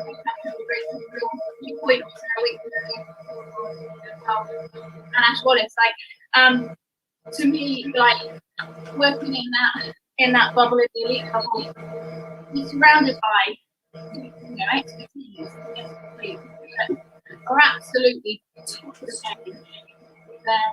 They're just very, even as a female, I'm okay as a physio, but Ash Wallace, the specialist opinion, or whoever, like within the team, like, so being surrounded by that, suddenly really the caliber of experience and knowledge that's out there. But for me, and then in the expedition world, I'm like, well, this is all being kept over in the elite world. I don't know if everybody was exposed to just snippets of this information, and we can take it and we can build that body literacy for ourselves, our own autonomy, then it's massive. And that's what excited me about working with you, Mark, was I was like, my God, you're already a phenomenal athlete, and yet you've never had a proper bike fit. You know, you don't hydrate, and there's all these other factors that I'm like, Jesus, I could do some simple things here to nudge you. And I'm just so in awe of, like, well, if this is what you're achieving by yourself, what could you achieve with a little bit of support around you? And that's what massively excited me and why I wanted to jump on the journey with you. And then, but like you say, vice versa, having worked in the, you know, or done it and a bit of expedition myself, then I also see that the strength of and the resilience, the kind of bouncing back, the sort of the knockbacks, the awareness of just pure basics of survival and adaptability, and the strength of those skill sets that you have in expedition world. Actually, in the Olympic world, we're surrounding athletes so much fatigue, bubble wrapping to a certain extent, and we've been wiping down. Ashes on this course sprayed so many bloody handles with antibacterial stuff for years. That's not just because of COVID. We might go to the nth degree of like what pillow, how do you travel, we're constantly trying to think and take all of that away. And you go, actually, how do you build the resilience and literacy and the athletes in the expedition, in the elite world, which is what you've had to find yourself, Mark, in the expedition world, if that makes sense. So I think that's where I see a lot of crossover. And I sometimes think I would love to see in the Olympic world, even like into sports, Catherine, I don't know if Catherine's still on the call or not, but I don't know what Catherine would think about, say, for instance, athletics coming to British sailing and doing a day with sailing, or vice versa, day with gymnastics or something, just to get out the comfort zone of the sport that because that enables the human factor development. Yeah, I think it's a great point, Lauren. I think what we've got better at is in this country, when the success started coming, every sport was quite kind of in its own little place. It was kind of we are rowing, or we are athletics, or we are cycling, and only us know what we can do, and kind of very sort of focused mindset. And some sports are still a bit like that, but increasingly, as people have moved between sports and performance directors or coaches probably a bit less, but even athletes have swapped sports, there's kind of a really great understanding. There's a lot you can learn from how other people are doing, where is kind of world leading development, whether it's nutrition or physiotherapy or styles of training. And actually, we often have coaches from one sport going to another sport and spending a day there just to learn. Like, never thought of doing that. Never thought of training my athletes like that. And constantly, it's the thing I love about sport is this real drive to always improve. And I think a lot of the time it's actually by looking a bit further afield and learning from other areas. And you're saying Ash, I don't know, is Ash able to speak or not? But in physio, I think we've done that. She's someone who's gone between a lot of different sports and has probably used that to develop her sort of knowledge across a much wider field. Ash, you there? She's gone quiet on us. Can I just jump in? Somebody's just saying, well done to my daughter, Isla Grant. So it sounds like a proud mum or a proud dad for some more great miles. So Isla Grant, if you're still listening, fantastic. Sounds like you put in a massive shift this morning. 14,200 kilometers. There's 200 Ks. Well done, Isla. Timing. That's awesome. Yeah, get Dad on. Now it's Dad's turn. I think we've got Ash there. Ash, how is it from a physio point of view? I know we've only got a couple of minutes. I've been listening intently to Laura and yourself, and I completely agree. I think it's really important. I think where we're trying to move to in the next cycle will be trying to expose athletes into not being in their comfort zone and the learning from each other. There's a massive. We've been siloed for too long, and I think hopefully we can start doing that. No, I agree. What you guys have done, with athlete health, being able to cross over all the sports, what you do in the IS, of having that overview, I think we learn from each other so much. And in this lockdown, it was brilliant doing some of the COVID lockdown in a physio space of just actually tuning in. You're like, oh God, I haven't connected with some of these people, because when you're in it. And so there's also, there's no, I'm not meaning this as pulling any fault of any, when you're in a sport, it's so full on and it's just constant, and you've got 60 odd athletes to manage. It's hard to sort of see and create. Exactly. So I think it worked wonders in that sense of. I think it has been. I'm very careful to say what a good opportunity it's been, because clearly it's been incredibly tragic and very difficult for so many. But I absolutely agree, having that headspace and time and that ability, and we've all learned to actually have virtual connection, which is exactly what we're doing here as well. It's just, it's been probably one of the best years of knowledge sharing, which is hopefully going to benefit us all, and not just in Olympic sport, but as I say, the great work that you're doing in related and extreme challenges, which is awesome in the human endeavour. So great opportunity. Sharing alike, collaborating. Always, we love that. Love that.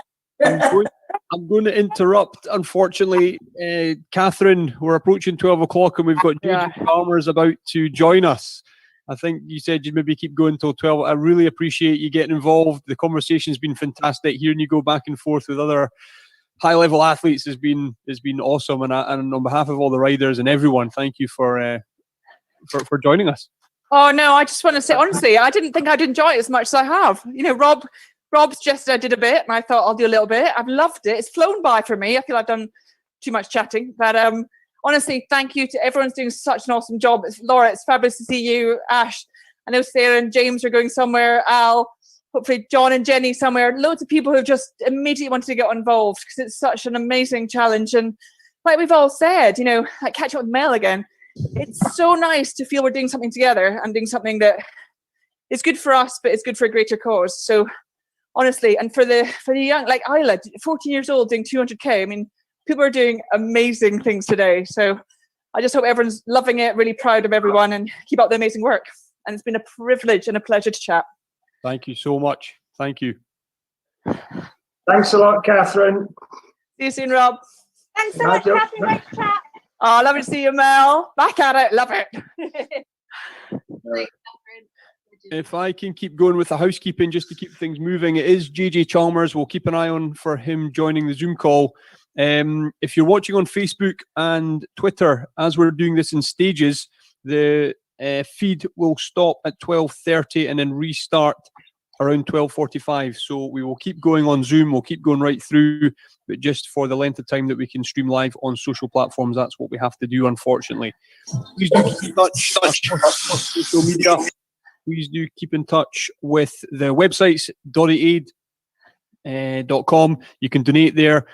Do put your hands up. I can see lots of great chat coming in for Catherine. She was brilliant. It was great of her to lend her time to this great event. Laura Penhall, I do want to come back to you later. I'm sure there'll be some time, hopefully later during the day, if you're still on. It'd be great to hear about, as we're doing the world around the world in a day event, that experience of going around the world with Mark and getting him through the difficult stages, keeping him on the bike, communication with Nikki back home and all that. There's a great story in there. So we'll hopefully dive back to that. To keep things moving, between 1 and 2, we'll hopefully have some of the captains, the district captains coming on for a chat. Hopefully CEO of My Name is Dory Foundation, Jill Douglas, will be joining us. 2:30, we've got Jason Fox coming on. 4 p.m, the Stoltman brothers.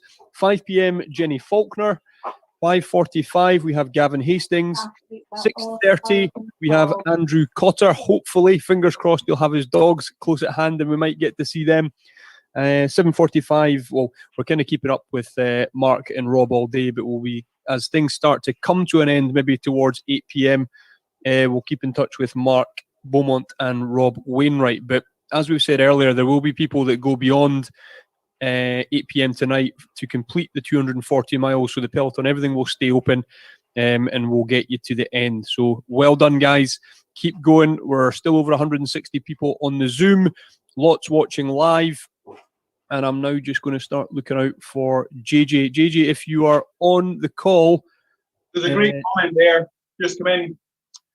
London Scottish, big rugby group of keen cyclists as well who have pulled together, 32 of them, backing Doddy Aid, and between them raised over £6,500 as a collective, and keeping that community alive and throwing their weight behind Doddy Aid. So Ian White, thanks for letting us know, and some phenomenal fundraising there. There is Ian Watson there, shift done, 75 kilometres, well done. Lots of these little messages coming in. It's fantastic, and we'll try and get anything that comes in through Facebook and social media.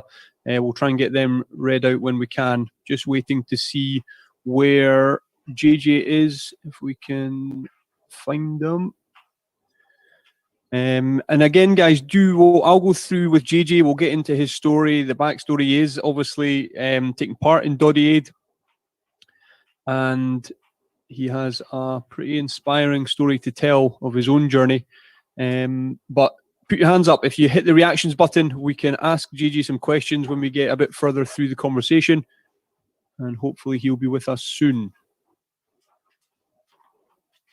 I'm wondering, Rob, are you still with us? Rob, if not, we'll catch up with Rob later. I'm sure he said he was going to feed the cows and look after some of the farm animals between Catherine Granger and the sort of 1 p.m. slot. So Rob will be back with us soon. Shout out to a lot of the guys behind the scenes that have put this together. We've got Keith at the podcast studio, the Well podcast studio. He is working away right now. Alex, Ben, you all know who you are. Obviously a massive shout out to Mark Beaumont for putting this together, for everything he's pushed through to make this the event that it is. Rob Wainwright, everybody behind the scenes. It's a massive effort that goes into this. So congratulations and well done to all you guys for everything you do for the charity. Hello. Hello, JJ. How are you? I'm good, Pat. How are you getting on? I'm just getting all set here. World of Zoom. I know. I've not. There we go. There you are. What's happening? Don't know where you can see me. I'm going for a little spin on my bike. How are we doing, folks? They are doing really well. I think the age grade we've sort of reached where we've got a 10-year-old Mika's on. He's trying to do the whole thing. We've had him and his dad chatting to us. We've gone through Mark Beaumont's obviously here. Rob Wainwright's away feeding the cows at the moment. Catherine Granger's been on. Stuart Hogg, Ali McCoist, and now it's your good self. So thank you very much. Legends. That's a hard lot of names to follow. So thanks for having me. I'd like to go through your story. I know your story is well known and what you've been through. I was disappointed with, I think it was a tweet or was it Instagram I saw that you're not wearing your Strictly outfit. I do have one of them hanging in the wardrobe. I should have put it on. Got a few sparkles on. But for Doddy Aid, you're Edinburgh, born and bred. You're originally from Edinburgh. Absolutely, yeah. I mean, I grew up just overlooking the Pentlands, right on the outskirts, and then, yeah. I mean, I moved to Dunfermline in my sort of second half of my childhood, and then I've kind of been around Scotland a wee bit. But Edinburgh's always my home. And yeah, I live in Dunfermline at the moment, but yeah, I mean, I always like to try and maintain at least a sofa that I can crash on in Edinburgh. You know, even when I was based in Plymouth with the Marines, yeah, Edinburgh's home. And so, yeah, when I got the opportunity to come and join that team, it couldn't be anyone else. That's it. And Davey, our captain, I think Davey's still on. Our inspiring captain, he's been putting a shift in this morning. But JJ, I'm going to take us, if you can, to the Royal Marines. I think I'm right in saying you joined as a 17-year-old boy. That's right, yeah, 17, straight out of school. And just, you know, my sort of motivations for joining were, first and foremost, was just the sense of service. You know, I was raised in a sort of household, a community that you gave back to society, you did your bit, and the Marines was my way of doing that. But on the flip side, what did I get out of it? Well, what I got out of it was joining one of the greatest clubs on earth, essentially. You know, I looked at the guys that I went through training or took me through training that had these green berets, and I just thought, you know, not only do you do this extraordinary job, you know, you adventure around the world and you have challenges, you have good times, bad times, but most importantly, you do it with your best mates. Like, how lucky is that you get to do something and do it with your best mates? And you share those highs and lows, basically. And so I wanted to know if I could be part of that club, if I could sort of earn my membership in it. And that's what I did. You know, by the age of 18, I'd achieved my dream of becoming a Royal Marine Commando, which is, you know, pretty incredible. And it shaped me to this day, obviously. Fitness-wise, what was that like as a 17-year-old? Were you in good shape at the time, or did the Marines make you the man you are today? Or did you go in with sort of the adventure in the blood and things like that? I was 17 for starters. You know, that's the biggest thing. You know, whenever someone asks for advice about joining the Marines, I say be 17. That definitely helped. You're just full of energy. You're full of strength. The thing about what the Marines do to you is that they push you. Of course, they push you physically hard, and that is a combination of. I'm sorry, I'm conscious. I've got this beautiful sun shining in here. There we go. We said that at the start, JJ, that through Scotland, a lot of us in Edinburgh throughout, this is probably one of the nicest days that it's been in a while, and everyone's inside putting the miles in. So it's be in your shed. I know. Although I've had all the weather in one day, we've had beautiful sunshine, we've had hail, we've had snow. It's mad. But yeah, so whilst they push you physically tough, and that is a combination of actual fitness in the gym or on assault courses and stuff like that. But a big part of it as well is basically making you cold, wet, and miserable, throwing you in puddles, putting you in situations where you're exhausted, putting you in situations where you just want to quit. That's kind of the most, the biggest part of it. And that's when you learn that what they're actually doing to you, yes, it's physical fitness, but it's far more about mental fitness. It's about speaking to the demons in your head and saying, why am I doing this? Why am I putting myself through this? Now, for me, it was because I wanted to achieve my goal of getting a Green Beret, becoming a Royal Marine. But as long as you keep that sort of that focus, whatever the big picture is, the thing that you're aiming for, and you just allow yourself, to always strive towards that, the physical fitness comes, but more importantly, the mental fitness comes. And that's when that's when you get to a level where, and quite frankly, you begin to take things for granted. We had a level of fitness that in many ways we just took for granted because it was just part of your culture and part of your blood. That's something that the guys that are going for 240 and a lot of 100 miles or whatever they may be completing today, it's the mental side of it, and you touch on it very, very accurately there, that your body can probably do it. It's the mental battle, and it's getting over that obviously the Marines drove into you. Yeah, absolutely. And listen, this challenge today, I mean, one of the great things about Dot 8 ultimately is that you can take, you set the challenge essentially, and so, I would always encourage anyone to set a challenge which they think is just beyond their reach, so that yes, they make it, but they have to discover a little bit about themselves along the way. But that's the thing, this is such a mental challenge. And, if you want to stand at the end of this and stand in the bar and say, I cycled around the world, then the first thing you've got to do is cycle around the world. You make your choices and you've got to live by them. But more importantly, I've never really done anything in my life because I want to brag and show over others. Actually, it's been far more about learning something about myself, and that's what people will be doing today, is digging into the depths of themselves for a bigger reason, for a bigger cause, and then ultimately finding out something about themselves that they take on to the next challenge. And that might not be a fitness challenge, that might just be getting through lockdown. Yeah. Could you take us to the day in 2011 that was your biggest challenge, the day that changed your life forever, and what happened on the day? I know you'll have told the story a lot, but I think hearing the story now and everyone that's going through their own battles, we've got COVID, we've got lockdown, there's a lot of battles going on. You were dealt something that you didn't see coming. To say that I didn't see it coming is and isn't true. So I was in Afghanistan, 2011. I was at the peak of my career and doing all the things that I spoke about earlier. I'd trained, I'd become mentally, physically robust. I was good at my job, but ultimately to find out whether that stuff counts, you got to go to war, basically. And that's what I was doing. So in many ways, I got to the point in my career where I was exactly where I was meant to be, doing exactly the thing that I'd chosen to do. So there was no wrong place, wrong time coming up. We were searching a bomb-making factory on the 27th of May, 2011. But unfortunately, whilst we were in there, somebody triggered an improvised explosive device. So that is a sort of crudely made roadside bomb, they sometimes get called in the media. A device that's made out of sort of household objects and whatnot, but very sophisticated in the way that they target soldiers on the ground like me, but mainly by stepping on a pressure plate, activates a large explosive charge. Now, I wasn't on top of the thing, but as I say, one of my colleagues, one of my mates was. And so when the blast went off, I was caught, in this huge blast wave, all this rubbish that gets thrown off of it. And it pulverized me head to toe, basically. But I was alive, and I'm not saying I got up from it, but my friends came to my aid. They put me back together. They saved my limbs. They saved my life. They got me on a helicopter. And the next thing I knew was 48 hours later. In fact, sorry, the next thing I knew was a week later, and I was waking up from a coma back in Birmingham by this point. So I had been put in an induced coma in Camp Bastion Hospital in Afghanistan, stabilized for 24 hours, and within 48 hours I was back in the UK, just getting put back together before I'd even awoke.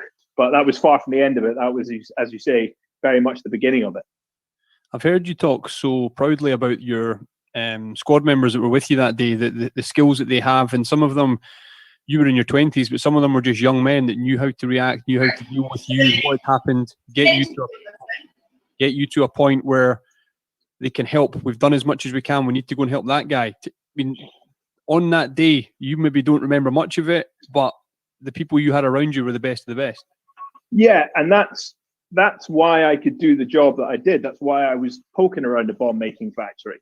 Now, yes, it was my job, but people talk about bravery, people talk about courage, but ultimately I took that bravery and courage for the folks I had around me, knowing that if the worst were to happen to me, then someone would come to my aid, and vice versa. I would have, any guy would have done the same thing in that situation. Now, yes, we were well trained. We had good medical training. We had, everything that you could possibly do that readies you for that. But quite frankly, nothing prepares you really for what would essentially happen that day, which was, three men would lose their life. 3 were significantly injured. So a kind of catastrophic situation. And as you say, it's 18, 19-year-old guys that are there picking up the pieces. Now, they gave me the sort of life-saving first aid. They got a helicopter there within 28 minutes.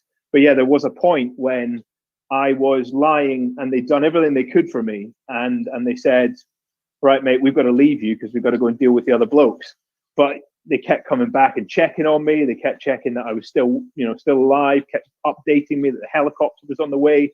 It was just a combination of unbelievable professionalism, but also just that undying spirit that basically, you have for someone that's in that situation. Because whilst they looked at me and saw a terribly injured individual, they didn't see that. They saw one of their mates in trouble and they needed to come over and save my life, basically. And that's what they did. Something that I was shocked to hear, the risk that you put yourself in when you're over there, and you obviously know you're fighting against insurgents, but there's a name of a section of them, you'd called them $10 soldiers. Yeah, the $10 Taliban.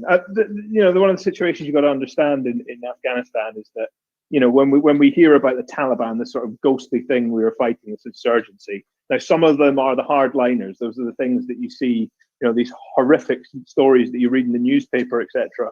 But actually, a huge number of the people that we would sort of interact with, well, in fact, the whole population in Afghanistan is essentially people who are caught in between a rock and a hard place, mainly caused by poverty, mainly caused by basically wanting the things in life that we take for granted, really. They want to put food on the table, they want to educate their kids, they want to put a roof over their heads, etc. But they're in a poverty-stricken country. Now, you can either you can either be a farmer or, go about your business that way, or you can join the government forces, or depending on where you're sort of living at any given time, you can be forced into the Taliban, or at the very least, be offered $10 a day to come and shoot at international forces like myself. Now, those guys I don't have a huge amount of disdain for, because those were young guys without much of an option other than to pick up a rifle, because that was a means of putting food on the table, and that's a very difficult conflict to find yourself in as a young man, and to have the restraint at times to be able to not always use deadly force, for example, but to realize the big picture of what you're trying to achieve there. And what we were trying to do, basically, is, the population was surprised. Can we give them a better form of life than the alternative can offer? And that is the shadow government. That's the Taliban. Can we give them the things, the redevelopment projects, for example, and just the general security to be able to go about their life the way that they can? And that's the thing that I can proudly say we did for the time in which I was in the country. Now, as you wake up in the hospital bed, what was that process like for you? And was it almost a rebuilding? They had to kind of rebuild you and put you back together? Yeah, I mean, it's staggering. I woke up, as you say, kind of just broken, head to toe. I kept almost all my bits and pieces, except for a couple of couple of fingers, but everything else had been smashed. From pretty much my knees up had been damaged in some way, shape, or form. My arms were completely destroyed, and that's not just the bone, that's the flesh, that's the nerves, the blood supplies. My face was crushed, my neck was broken, and also I'd been in a coma for a week and would spend 6 weeks in a hospital bed. Just that inactivity in itself absolutely ruins you. And so when I woke up, they'd kind of done the first fix, they'd done the bone work and kind of sorted the structure, but I still had a lot of plastic surgery to go to make this look so good. And that, yes, it was 9 weeks in hospital to begin with, and then released to go to the rehabilitation facility at Headley Court, which is where I sort of started doing this kind of thing. But actually, my surgeries went from 2011 through to 2016 for the first kind of, real tranche of fixing my hands, fixing my face, fixing my legs, whatever it was. And actually, to this day, I'm still picking up small surgeries. I've got an infection in my leg right now, and I was meant to go for a surgery last Friday on it, but it cancelled because of the current situation. So it's a rebuilding, but then it's like your house. There's always maintenance that needs done, and that's the thing that takes your time to learn. Actually, is that you're never fixed. Basically, it's the side effect of being alive. Basically, is you've got to accept that you'll need fixed, or you very least got to look after yourself. How was the drive in you to get out of that bed and to get back to something? I mean, obviously, we're going to go on to what you achieved at the Invictus Games, but did that come quickly? Did you think, I'm going to get back and do this? What can I do now? Did you start thinking, what am I able to do now? Or how was that process for you in your own mind? Yeah, I was pretty lucky, first and foremost, to come back the same person mentally that I was when I went to Afghanistan. That's not the case for everybody, particularly those that endure such a horrific incident. Physically, I was broken, but mentally, I was still pretty strong. And it didn't take me long to figure out, particularly motivated by the fact that when I looked at the options I had, basically, which were lie in a hospital bed, which is a pretty miserable existence, or get up and get on with your life, and do what you're told by the doctors, nurses, physios, whatever it might be, to try and make something of this situation that you found yourself in. And those are the choices. And then you get told that a couple of your mates have been killed in the blast. And at that point you go, well, they never got a choice. Why should I have a choice in this? It would be an injustice to them and to everybody that didn't come home, and to everybody that doesn't have the opportunities that at the time when you think the doors are closing, you suddenly discover this new world, the rehab world, the Invictus Games, that kind of thing that you're talking about, albeit that coming later. You start to realize that there are opportunities there, but it's up to you to get, the doors are open, but it's up to you to get through them. And so I just decided, sod being in a hospital bed, I'm going for it. And it's baby steps. It was, I'm going to learn to put my shoes on. I'm going to learn to put a t-shirt on. I'm going to learn how to cook my food again, drive my car again. And then, those goals, those motivations get bigger and bigger as you go along. It's an incredible story. And can you lead us to the Invictus Games, where you started performing as an athlete? What happened before that you were able to choose your events and things like that, and then actually perform at the Games? Yeah, so as I said earlier, we went to the rehabilitation facility at Headley Court. Now, this was a place in the height of 2011, 2012, 13. It was full of broken blokes like me at various degrees of their recovery. And I think the first thing that really happened was the London 2012 Olympics and Paralympics.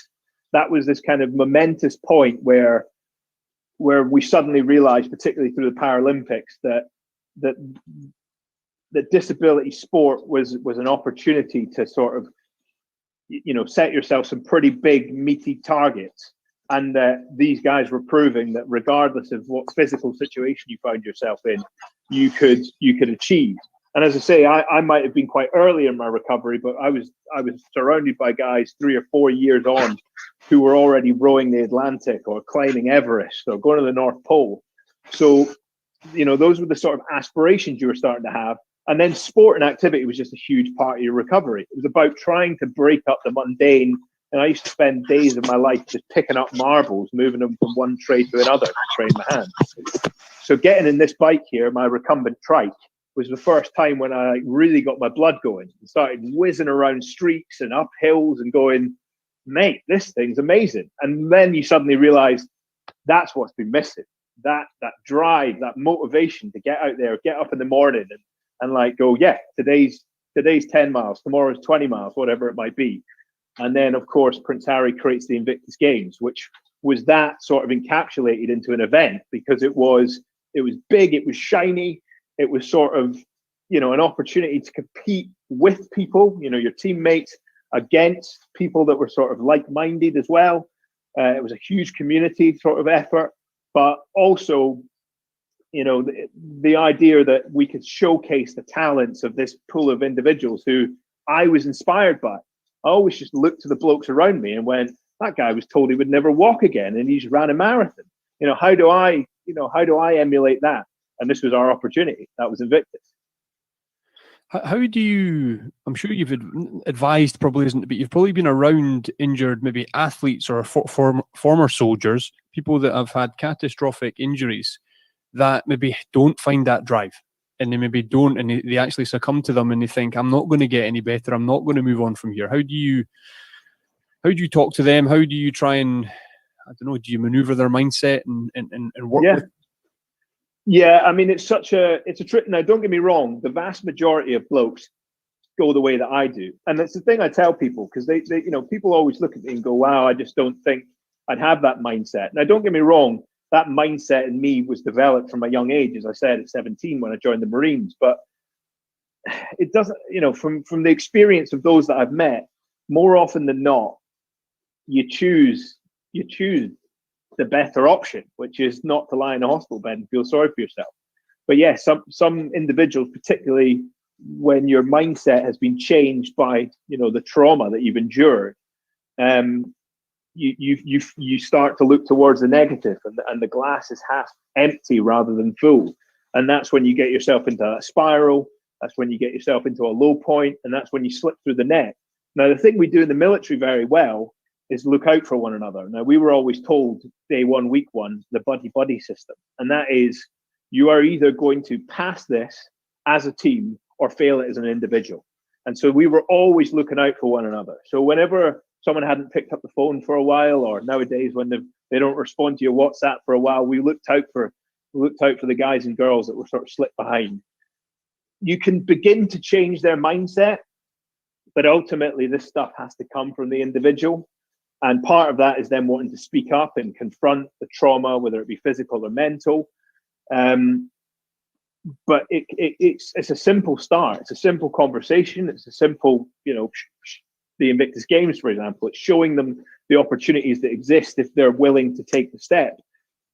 And then it's trying to identify whatever barrier it is, whether that be physical or mental, that has got them to that place. Now, the physical one could be, you know, as I had, which was discovering that this recumbent trike that I ride was the thing that I needed to get me out, get me on my bike, because I couldn't ride an upright anymore and I couldn't really run anymore. So that this was the physical aid that enabled it.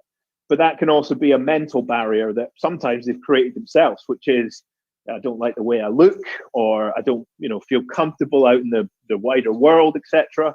And I'm sure there's plenty of people sort of beginning to experience that through lockdown. You know, that changing of the world that they're used to, and it's identifying those barriers, whatever it is that's making them feel self-conscious or whatever, and helping them past that.